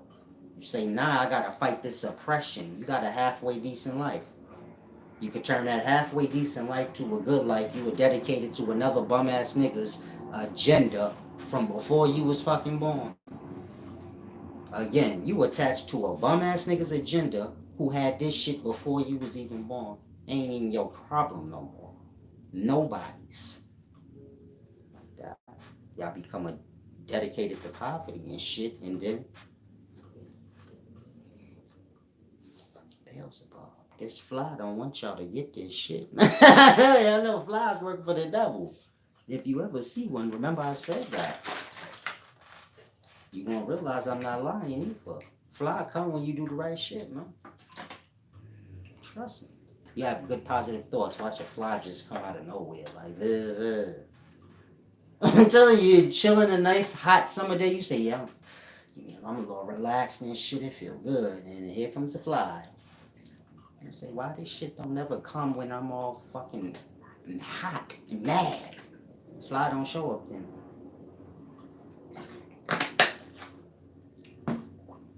Flies work for the devil.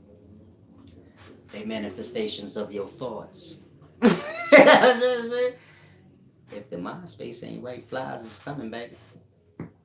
You'll know when a nigga's evil when he always got a bunch of flies around him, like like Beetlejuice, you got mad flies around him.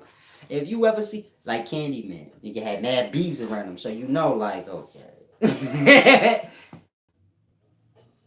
Work for the devil, you know? Flies, bees, motherfucking wasp, whatever. Devil shit, below shit. Flies is mainly, Beelzebub, the devil. And so I keep my eyes on fly. You see, I talk about the fly. Now the fly want to disappear. Where did it go? I don't know. Flies is real. Like, I study these motherfuckers. They crazy. You could flies understand, like, this shit deep. I think flies speak English. Well, some flies speak Arabic. Some of y'all, I know you like Miss Alice crazy. Y'all can't hear flies. You get my point? Y'all can't hear wasp, fruit flies. Y'all can just hear like their vibration because their voice is too low. So like when I'm talking low, then y'all can't hear my words. Y'all only hear that. You get it? Listen to my voice. You can hear the sounds of the words now, but you can hear a buzz as well. That. Y'all can hear the sound. You get it? The vibration, which is the buzz, is loud enough to be sound. With the fly, the vibration is still too low for y'all. So y'all don't hear what the fly is saying. Y'all only hear the vibration or the buzz of the voice of the fly. When you hear fly buzzing, buzz, buzz, buzz, what do y'all think it's doing? Huh? That part. It's talking. Cursing you the fuck out. You don't want to know what flies is saying, but they're talking to you. Like, you can't hear the words, only the buzz. So like I said, flies speak English, some speak Arabic. It depends on where the fly is from. This is not a joke. Meaning I'm far ahead in science. 50 years from now, scientists gonna tell y'all this. Like, man, we got equipment. It's strange. Flies say, you get it? Flies talk. Like, Shit deep. Y'all don't understand how life works. The smallest shit like a repeat of the biggest shit. Like, flies is like man on insect level, meaning, I don't know how to explain it. Like, they speak. Like, they speak English and Arabic.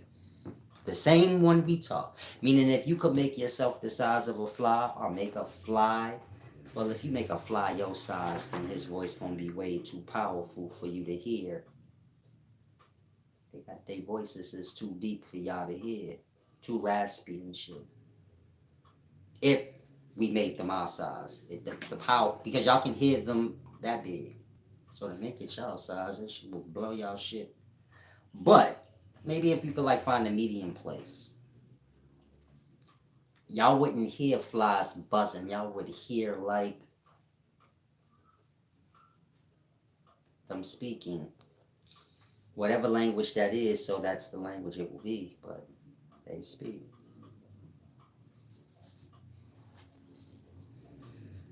Hopefully y'all grasp. If you have any questions, ask. I'm gonna slide out soon. Lots of eyes looking at your farts and ions.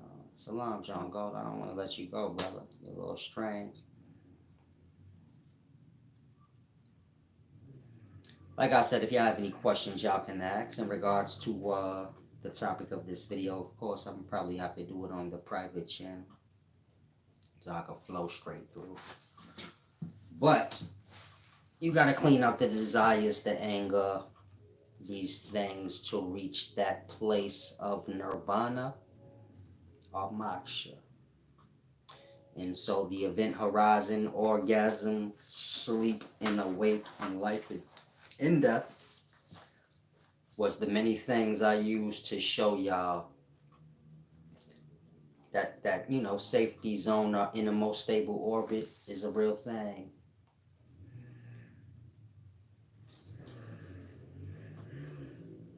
Mr. Chisel said he has a question if the devil is a female or not.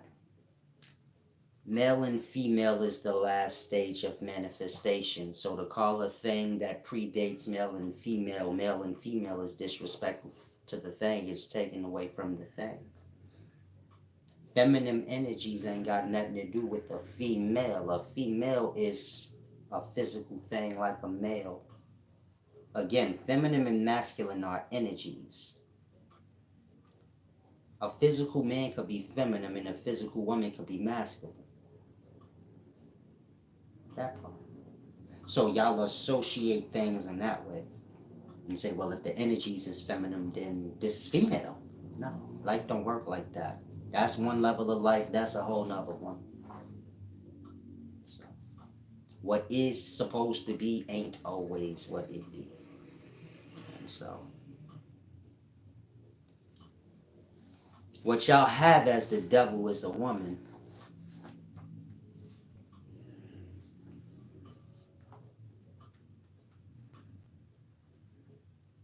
What y'all have as the devil is what y'all have as the devil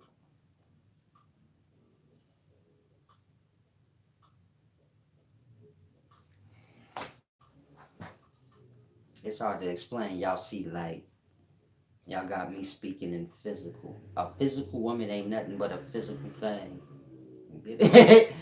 A woman ain't God, devil, or nothing. That's stupid fool's talk.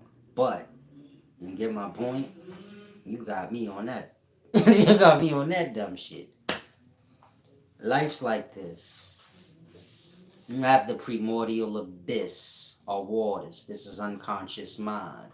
Of course, y'all don't view y'all unconscious minds as waters, but it is. It's substance, a pigment. And this is why y'all have nothing in it. Dark shade cannot take you over. You understand? If I put dark shade over you, it's not going to go in your ears and your eyes and your mouth and comatose you out. Where you hear nothing, fucking see no flash, and you just gone. Only thing gonna do that is substance. Meaning if I submerge you into dark waters, and then You say I couldn't hear shit, see shit, and I didn't even know nothing. That's what unconscious sleep is. Literal waters, the primordial waters. This is your dark black plague. It's your dark black pigment. Of course, use your unconscious mind as reference to this primordial blackness or beginnings.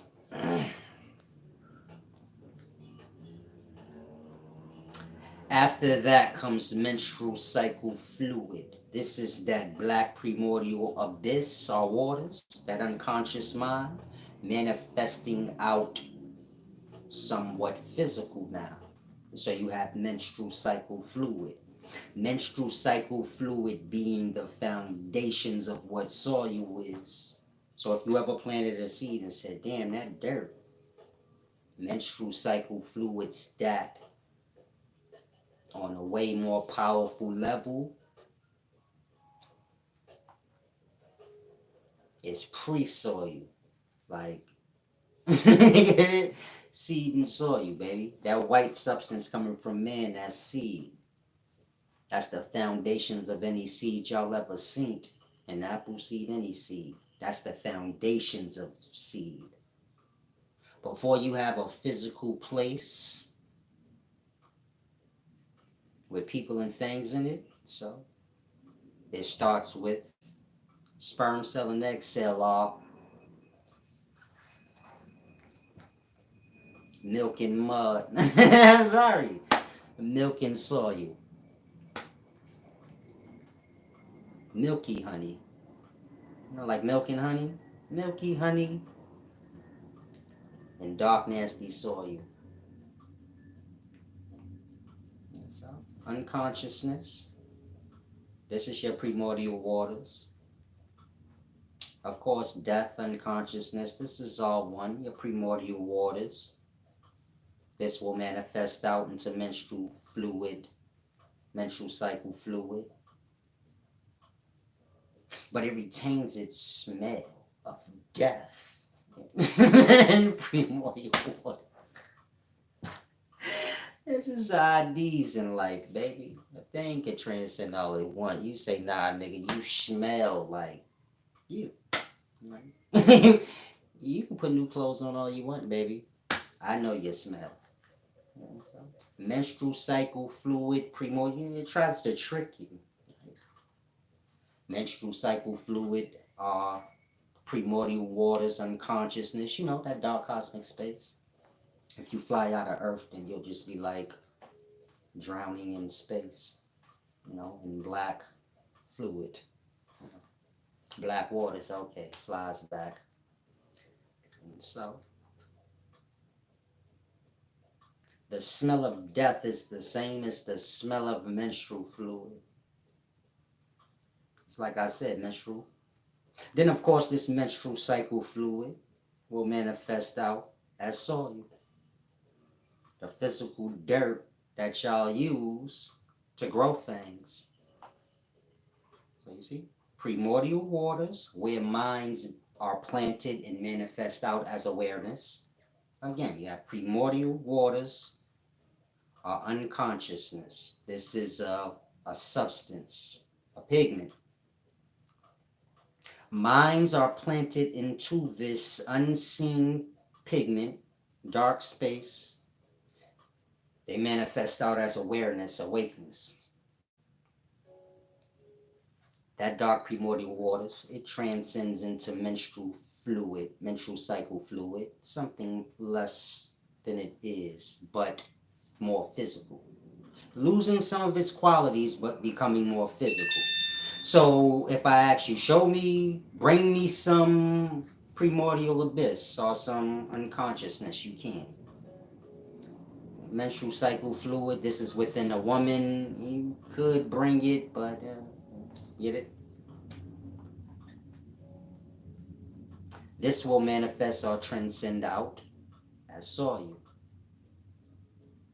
This is the pinnacles of that manifestation. Of course, soil is not as strong as menstrual cycle fluid, and menstrual cycle fluid is not as strong as primordial waters are unconsciousness, but so they all manifest out or bring forth the seed, whether you speak in the mind, the substance, semen, or if you're just talking about like a seed in the dirt and the tree coming forth. Yeah, the womb has to do with the menstrual cycle, child. Salam, shalom. And so a woman's a deep thing, more than what most of y'all are learning.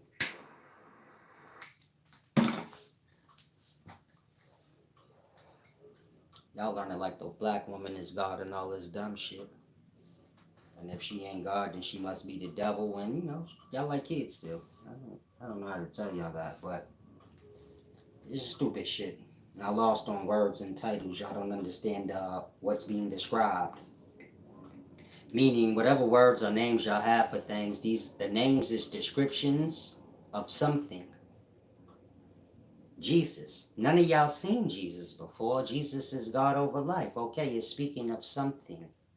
This name in the story to this character that none of y'all have seen in life is speaking of something in life that y'all do see, that y'all have become completely oblivious to. It's no God or deity y'all can name that ain't a physical thing. That part. Ra is the conscious in the body, the light raising from the sacrum to the third eye. This is how y'all wake up from y'all duat every day. Rising sound, going from silence to the moment y'all open your eyes and say, "Hey babe, I'm awake, can you make some breakfast?" Like that. A rising sound. That's what y'all are. Y'all fall asleep, it's silent. And y'all wake up and get to running y'all fucking mouth. That. Life is reproduction. It is explaining the divinity that's within. And so, I don't think y'all have a desire to learn self. It's a deep thing. But women are special. They're just lost in stupidities. Like their God and all these other dumb things. Whatever they can hear, they're insecure. And so women are a great thing. They just ain't taking the time out to learn. Like I said, menstrual cycle fluid is the foundations of soil. Meaning y'all have no clue what y'all can do with menstrual cycle fluid. Y'all have no clue what y'all can do with seed. Y'all think soil, which is nasty dirt, if that could do something, you don't think a menstrual? That shit crazy to me how y'all be like confused. Y'all familiar with soil and dirt, but let's not play like that's stupid. Say, man, hey, put this little nugget in that dirt. Watch what happens. A whole tree grow from it, but if you don't notice, then that sounds stupid. The motherfucker come to you and tell you, yo, this dirt right here is the most important thing in life. It brings forth food. You like, that's dirt. Get the fuck away from me. I can't eat that dirt. You don't know if a seed is put in that dirt, hella food to grow from there, and that dirt, shit, is the shit. Like that. When I say menstrual cycle fluid is the foundations of what soil is. Forget to say that it is soil. It is soil, but it predates soil. It's deep. It's more than soil could ever be. But soil has its powers because of menstrual cycle fluid. And menstrual cycle fluid has its powers because of unconscious sleep or the primordial waters. Same way it pushes the mind out or the awareness. Soil pushes out, the flower, the fruit, whatever the case may be.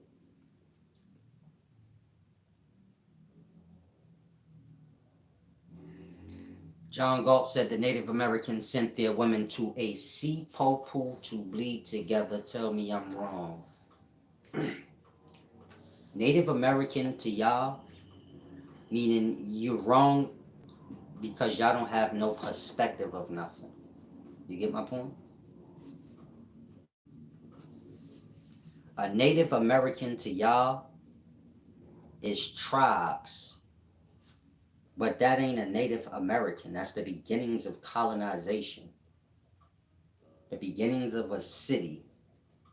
Villages and tribes is the beginnings of nationalities and cities. It's a startup. You can't just jump from indigenous men in forest land to having a whole city. It got to start. Like, you get it? Village and tribe, plantation and slaves, and city and business. A plantation being the beginnings of city and business. You get it? The transition. Colonization is in order. It takes transition as it do. Now, when you say they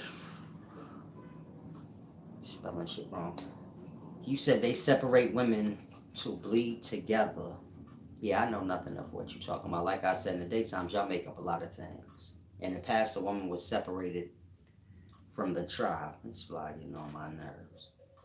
A woman was separated from the tribe because they viewed menstrual cycle fluid as an abomination.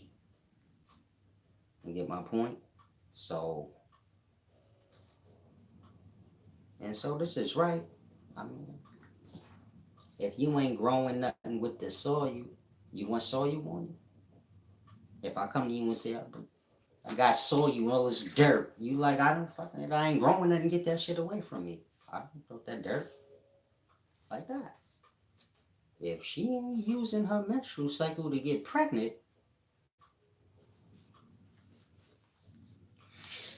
oh, menstrual cycle fluid.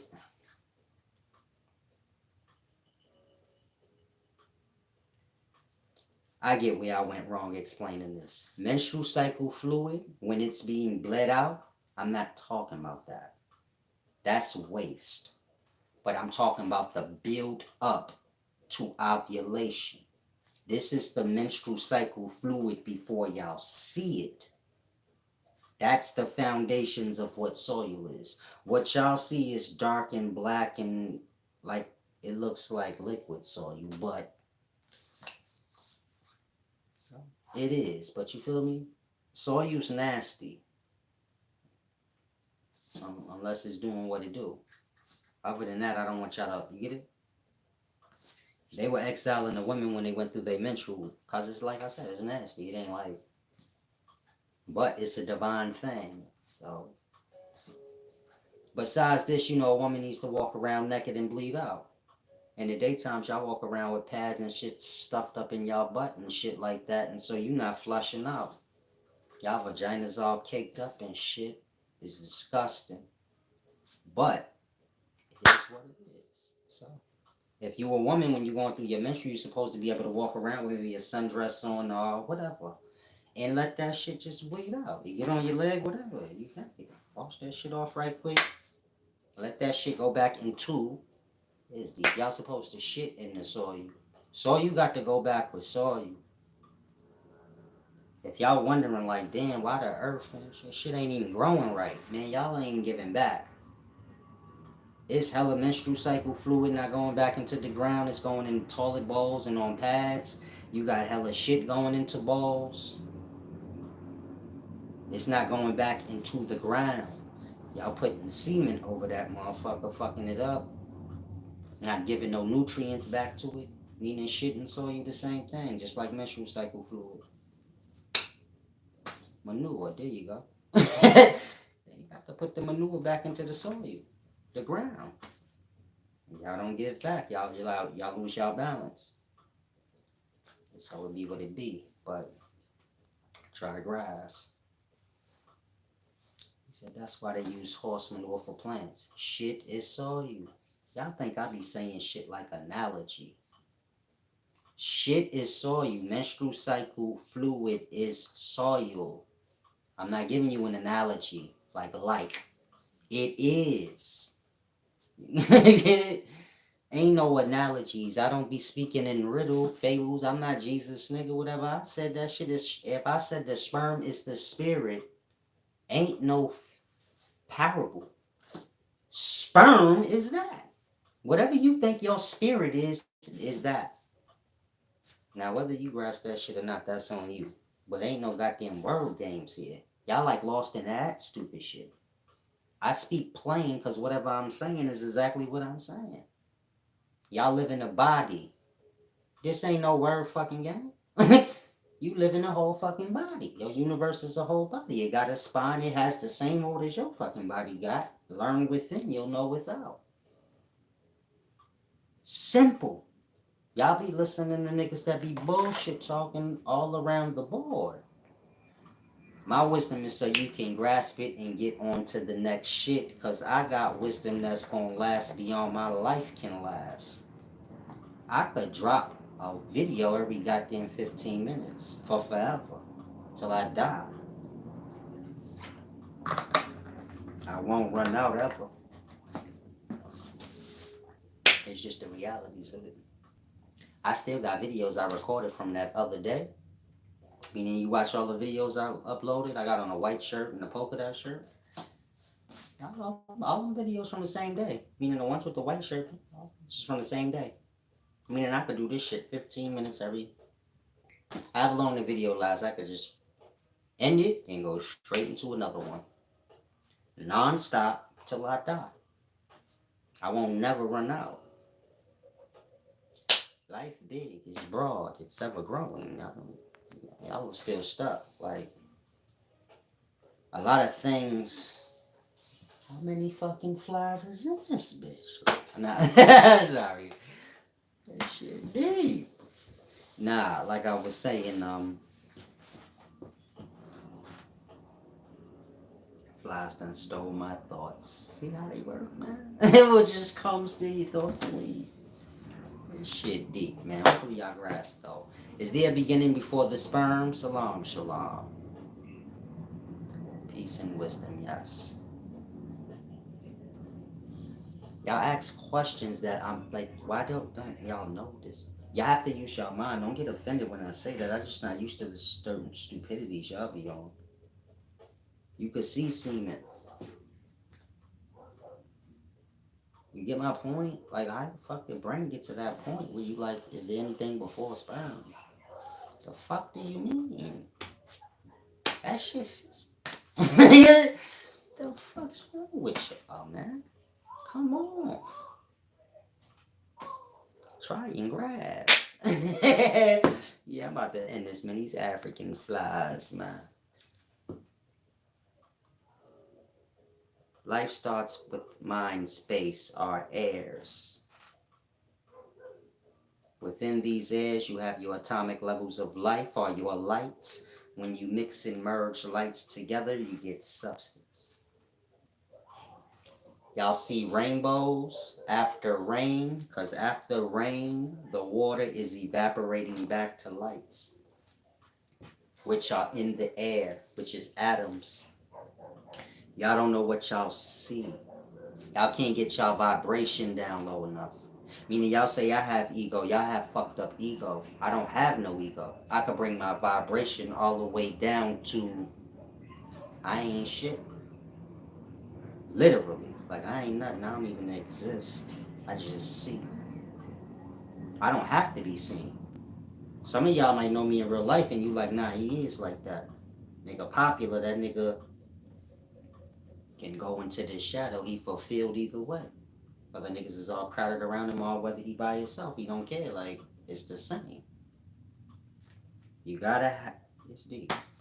Y'all gotta bring y'all vibration. That's like y'all ego down.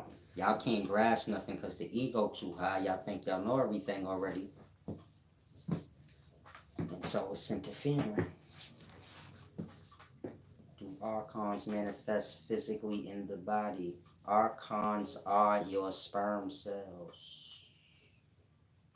Again, whatever y'all know is wrong, remove it from the brain, then you can learn. How you gonna learn A, B, C, D, E, F, G if you already got a letter system in your brain? And I'm trying to tell you A, B, C, D, and you like trying to mix it with your alphabets. It don't work like that. You don't learn something wrong, then try to relearn it right. You gotta learn it right, and that's it. You get my point? I teach y'all about Jesus in the Bible, then y'all be like, so what about this? And say some shit that it don't even got nothing to do with Jesus. It's just some added on shit from modern time. You get my point? Y'all don't deal with the text, y'all don't deal with the truth of self. Y'all will argue a thing before y'all deal with the self. Meaning some of y'all will jump into a debate with me about the Bible forgetting like I never even read it. He's going to bust my ass and make me look stupid because I ain't even read the book really. Most of what I know is what I heard. Nothing of what I speak of ain't got nothing to do with what I heard. It comes from the book. So when y'all be telling me about Jesus and all this shit, I'm looking at y'all like y'all stupid because y'all don't even know the book. I'm telling you what's in the book. Y'all telling me what somebody told y'all. It don't even got nothing to do with. You get my point? The stuff y'all say is referenceable nowhere. It don't got nothing to do with the text, which is the foundations of your religion. Meaning, if you a Christian, the foundations of your religion start with that book. If you ain't never read that book and don't know that book, then what are we even talking about? And why are we debating? And why you acting like you know? Like that. Y'all have the self blocked out. Meaning that happens because the self ain't nothing to the self. You get it? But this is something, this is something y'all don't want to deal with. You get it? So y'all will look for a God instead of look to be the perfection that God is. You get my point? You see how y'all look for people to idolize, but y'all look to idolize them so y'all can mimic and be them? Y'all don't do that with God. Y'all look for things to be over y'all because y'all feel less than. So the mind has to be adjusted. You can't want the wisdom of all life, which is a God thing, and you view yourself as a lesser. You get it? So it's deep. I'm God, so I'm supposed to know like I know. If you impressed and you say, damn, he wise as shit, how you get like that? Because I'm God, nigga. But so it makes sense. Your wisdom is what you witness. You get my point? So and so this is why I'm not like how y'all want me to be. Don't got nothing to do with my godship. How can I be God and I care what y'all think? Silas, you should do this. No, I shouldn't. I should do what I'm doing. I don't care what you gotta say. It don't matter. Like that. If y'all do it, it's in the ego. Meaning y'all can say that. I'm gonna do nothing you say, blah, blah, blah. But y'all have to do something somebody say because y'all don't know. So you can say, fuck you, Silas. I ain't gotta listen to you, but you gonna go listen to somebody because you can't pull it from self. You get it? You could pretend and say, yes, I can, and then get it? Fuck your whole life up like a kid. When they say, I'm grown, but I know what I'm doing, and then you already know, they gonna fuck up. They not ready yet. They not giving themselves a chance. It's like that. I don't have to listen to nothing y'all gotta say. Because life speaks. The same way I say a fly speak, it's the buzz, it's the vibration. Trees the same, everything speaks. Y'all listening to each other like y'all don't know. Y'all all the same shit. Some shit that was born and don't know nothing. Until you adjust your vibration, you ain't gonna know nothing. Except whatever other people saying. It's not good enough though. You get my point? What other people telling you, whatever people telling you ain't gonna explain half the things I said to you in this video. About your unconscious mind and it being primordial waters and that stuff. Ain't no book telling y'all that. Y'all got hella wise people that wrote books, but ain't none of the books say nothing I said. The stuff I said, you know, because you experienced it. When I explain the event horizon and I correlate it to orgasm, you know what I'm talking about. You get what? That's wisdom. When you explain to a person what they live and experience, whether they want to acknowledge it or not. Like that. Meaning y'all know everything I'm saying already. Y'all like to play stupid. Dumb vibration. I want to blend in with life. I keep my vibration lower than life, so I don't have to blend in with it. I can see it. You get it? Again, y'all want to blend in with life, so y'all turn y'all vibration exactly with life. Y'all can't receive nothing from it. Y'all just blending with it. You get my point? It's like it's like having a TV or something on it, so now you turn the music up to match the same sound as the TV, so they blend. But now you don't hear shit. You can't discern one thing from the next. Imagine yourself like the TV or one of those things, and you turn yourself down. Now you can hear the other thing perfectly fine and see everything. Life like that. Y'all are vibrating on the same vibration as the outer world, the physical things. I guess y'all call it staying with the Joneses or whatever. In that, it makes y'all not able to perceive or see. You get it? If you lower the vibration, you'll see.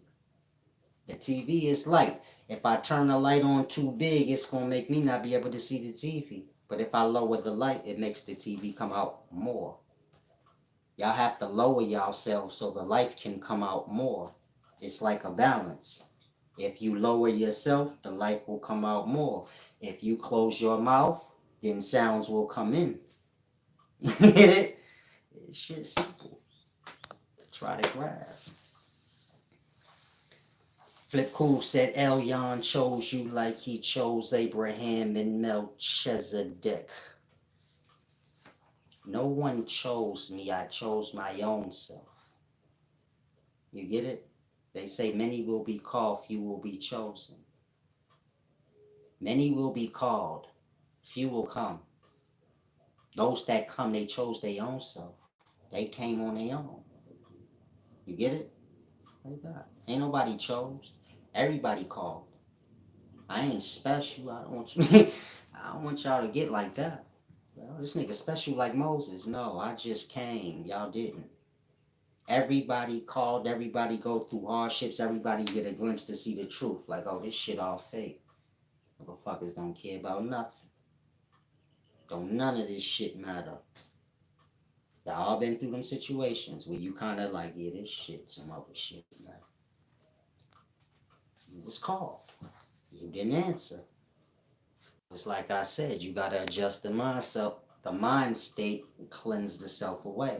Meaning I cleansed away my angers, my delusion, the delusion being the fake shit y'all live, where y'all trying to blend in, pretending like y'all dumb. So you see how like y'all be slandering each other and then y'all play stupid, like, you get it? Well, we all know what lie is. We all know what trying to make a lie look truthful. We know everything. We not dumb. But if our emotional state is a certain way, we will play dumb on the thing. You get it? Meaning we kind of forget that. People ain't dumb or smart, but they jump in whatever shoes is beneficial for them at the moment. If y'all trying to slander somebody, then y'all will play dumb. Like y'all don't notice things, like y'all don't dissect the fuck out the truth. You get it? You niggas are psychologists, y'all everything in life. A nigga will get the stupidest lie or rumor over on you. But you really not that stupid. You just don't like that person. So now you playing dumb. You get it? It's like that. You gotta cleanse the self of all that stupid shit. And just be straightforward, and it's a matter of environment. If you fucking nitpicking around with unstable people, you're gonna have to play dirty where they playing dirty if you wanna eat. You get it? And so it's best you not be in those environments if you're trying to blossom. And this shit's simple. Y'all just gotta take a time out. It only took me a year to kind of get on a path and flow I'm on now. Of course, I grow every day in mine, but the beginnings of the path to me to get to a point of having wisdom, meaning I've been wise like this, but so it gets more refined every day. You get it? But it took like a year. Meaning everything y'all need, y'all already got it within. Y'all already have enough experiences. Y'all just play stupid on certain things. You're not being totally honest with yourself. You get it? Just start there. Say like, am I being totally? You get it? Y'all go with certain bullshit. Y'all do certain fuck shit. You know, when it's convenient to self. Get to a place where you could just be real with self. Like, you know what, I be doing fake shit. You get it? You gotta identify the shit to get rid of it. You get my point? Once you get to that place where you just, you know, pure, you gotta get to a pure place where everything is genuine. If I curse you out, it's genuine. You get my point? If I'm breaking down this wisdom right now, it's genuine. I'm not doing it for nothing. That's why I forget to tell y'all, like, give back, which I forgot. But you get my point? I don't always remember. Whatever I'm doing is genuine. If it come on my heart, like, damn, they just taking advantage, bro. They just clicking this bitch every day. They don't respect who the wisdom come from, so they don't respect wisdom. Because they ain't got no connection to the wisdom, just who it's coming from. So then I'll say something like, yo, y'all need to fucking give back. What the fuck? I just speak from the genuine places of my heart. If you get offended, then you fake. You get it? Meaning if my saying, yo, man, y'all need to give back, y'all be coming in this bitch, I give y'all top level scholarship. If that disturb you, it's because you ain't straight. That's the truth, what I just said. It shouldn't disturb you unless you measure up to what's being said. Like that. Y'all got to cleanse the self away, move straight. The mind opens up. You get it? Y'all got many different spaces in the mind. Y'all dishonor things like that is what fills these spaces or cover them up. So y'all don't receive. Now I got to get to killing these flies, man. They getting a little carried away, man. I'll put me a few flies on me back. Money, man. I'm sorry. Is the Bible wrong calling wisdom a lady? Is a man wrong if he call his car his bitch? Is a man wrong if he call his gun? All that mean is a nigga wrote the shit. Y'all don't know nothing, huh? Meaning you would think that's common sense. Don't take offense, just use it as a measure to see how y'all brain will skip over the simplest shit that's so common sense. If a thing is referring to a thing as a feminine thing, it's because a man speaking. I'm not gonna call my shotgun Bruce. That's fucking gay. Why you get it? Y'all got guns, y'all like, yeah, this Sheila, this Betsy. What you call your car, nigga? Don't tell me Tom or some weird shit. You get it? Y'all laughing now, y'all get it. A man gonna name his shit woman names cause, you get it? He handling it. He said, I'm gonna call my gun Nate. Yeah, as fuck. This is my point. Meaning you'd be the dude niggas that look at the party like, yeah, we gonna go put in some work. Everybody go get their straps. I'm gonna say, yeah, I'm gonna get Betsy right now. Yeah, I'm gonna get Denise. You like, yeah, I'm going to get Nate. Yeah, you could stay, blood. You like, we don't even name our guns after dudes. We are the dudes. What do you feel me? This is weird. Like, I'm the dude. The gun is the opposite shit. How you? Nina, there you go. We call guns Ninas, which is a woman name. Nina. Like that. It's just natural. It ain't even nothing to think about or to strategize on. It's just a natural thing a man is gonna do. You get it? This is why y'all would just naturally call y'all say y'all guns got extensions and shit. Extendos, extensions. Y'all refer it to feminine things because to y'all it's like, I'm the dude. A woman, I never heard a woman refer to her gun as a woman's name. I never heard a woman refer to her car as a woman's name. Now, if you read the text and it's referring to wisdom as a man, a woman probably wrote that shit. Or if it's referred to as nothing, meaning neither. You know what then the woman probably wrote that. Because only men get lost in stupidities. Like man and woman status and he's stupid. Usually when women talking, they don't bring up like that. You get it? Women don't name their guns, men no. Just flow. I guess in the daytime they trying to fit in with you goofy niggas, so they might pick up a little stupid dumb shit. But when I was growing up, a woman is where you got your jewels from now. Meaning if you a man, I don't know how it is for y'all in the daytimes. When I was growing up, you keep your nice couple of the nice chicks around. I ain't talking about your girlfriend. I'm talking about women. Like they gonna give it to you straight, nigga. They hear all the gossip. I'm not talking about the gossiping chicks. I'm talking about the solid chicks. They know the difference between gossip and bozo shit, and but they hear all of it. Man ain't wrapped up in gossip in the daytime, y'all. Back in the day, man ain't wrapped up in gossip because that's how you gonna get looked at weird. You don't want niggas looking at you like, yo, he a bitch nigga. This nigga was in the guy, he was gossiping. You get it? The shit y'all do today, you don't want nobody to classify you as that because then you like, ain't no telling what happened to you. You see how y'all all got gossip shows? You can only have like one Montel Williams in the past. You feel me?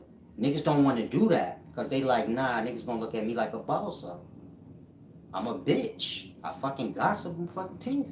It's too much other shit I'm gonna do. I'm not doing that. Niggas turn that down. Hell no. You're not gonna get caught dead in the gossip circle because you like my shit through. That's the circle of niggas that don't know what they're talking about. It's the outsiders. Only people gossiping is the outsiders. The niggas that's a part of shit don't have nothing to gossip about. You get it? It's their life. It's what they know. In the daytimes, all the bozo shit is cool for y'all. So it's just y'all ain't got nowhere to be like to make y'all better. Like I said, when I was growing up, chicks kept it straight. I remember when I first started moving product, it's a chick that told me like, yeah, that nigga you fucking with don't pay, man. You keep your eyes open, nigga. A chick, not one of the dudes, like that. The chick gonna come put the real bugs in your ear. But you got to be a solid nigga. Otherwise, they don't want nothing to do with you. Meaning a lot of you dudes is bozos, it's real chicks out here. Y'all ain't gonna never know nothing about them. You a bozo, you gonna get what you get. Those fake things, them fake chicks, they don't know nothing. Some of y'all old school, you like me. You like, nah, them chicks put me, it's a chick put me on it. I got my millions, man. Like that. They be knowing shit, bro. You gotta have a chick that you can go to and be like, I'm fucked up, man. I need help. Cause they be know. In the daytimes, I don't even know if y'all have them chicks. But when I was growing up, grandma, grandma knew everything. Like, you feel me? Grandpa was whatever he was, but grandma knew everything you did. If not her, you pull up on auntie. The chicks knew the gossip, the Joneses, whatever, you get it? And how to dissect what they needed and to keep you on, you get it? Mostly dudes from my age, they mama or a woman told them, don't be out here gossiping, that's a bitch, you a bitch. You heard that from your mama. A woman telling you that. Like, don't do that, because that's what we do. I don't want to see you doing nothing I do. You better do the opposite. It's rough out here. Niggas will swallow your ass up. Y'all don't live like that. So, in the daytime, the dude is the, you get it? Look, who said Charlemagne changed the gossip game? He didn't change nothing. It's what it always been. Wendy Williams shit. Y'all respect clown shit in today times. Wendy Williams was a gossip in the past. Wendy Williams, Charlemagne OG. Meaning the gossiping bitches is OG. So all the time I was young, he was a bozo. It's just the reality of it. Hopefully he don't see this and take offense. I ain't got nothing against him. I'm just speaking realities. If you my age, you know what I'm talking about. Charlemagne was a bozo. Niggas disrespecting, calling raccoon face and shit like that. Like he's a weirdo. If you running with a bitch that gossip, you a weirdo. Beyond a weirdo. You some new type of shit. Like, this nigga right? The fuck this nigga doing? Like, he was like that. A deal or two later, and you can offer niggas opportunities, niggas will act like they stupid. You get it? Like that. They say, nah, Charlamagne solid. Wendy Williams too. She destroyed niggas' lives. They don't care though. They say, fuck it, I go on her show. I know she was talking about me in the past. Now I ain't saying people can't forgive or nothing. I'm just making a point that y'all strange in the daytime.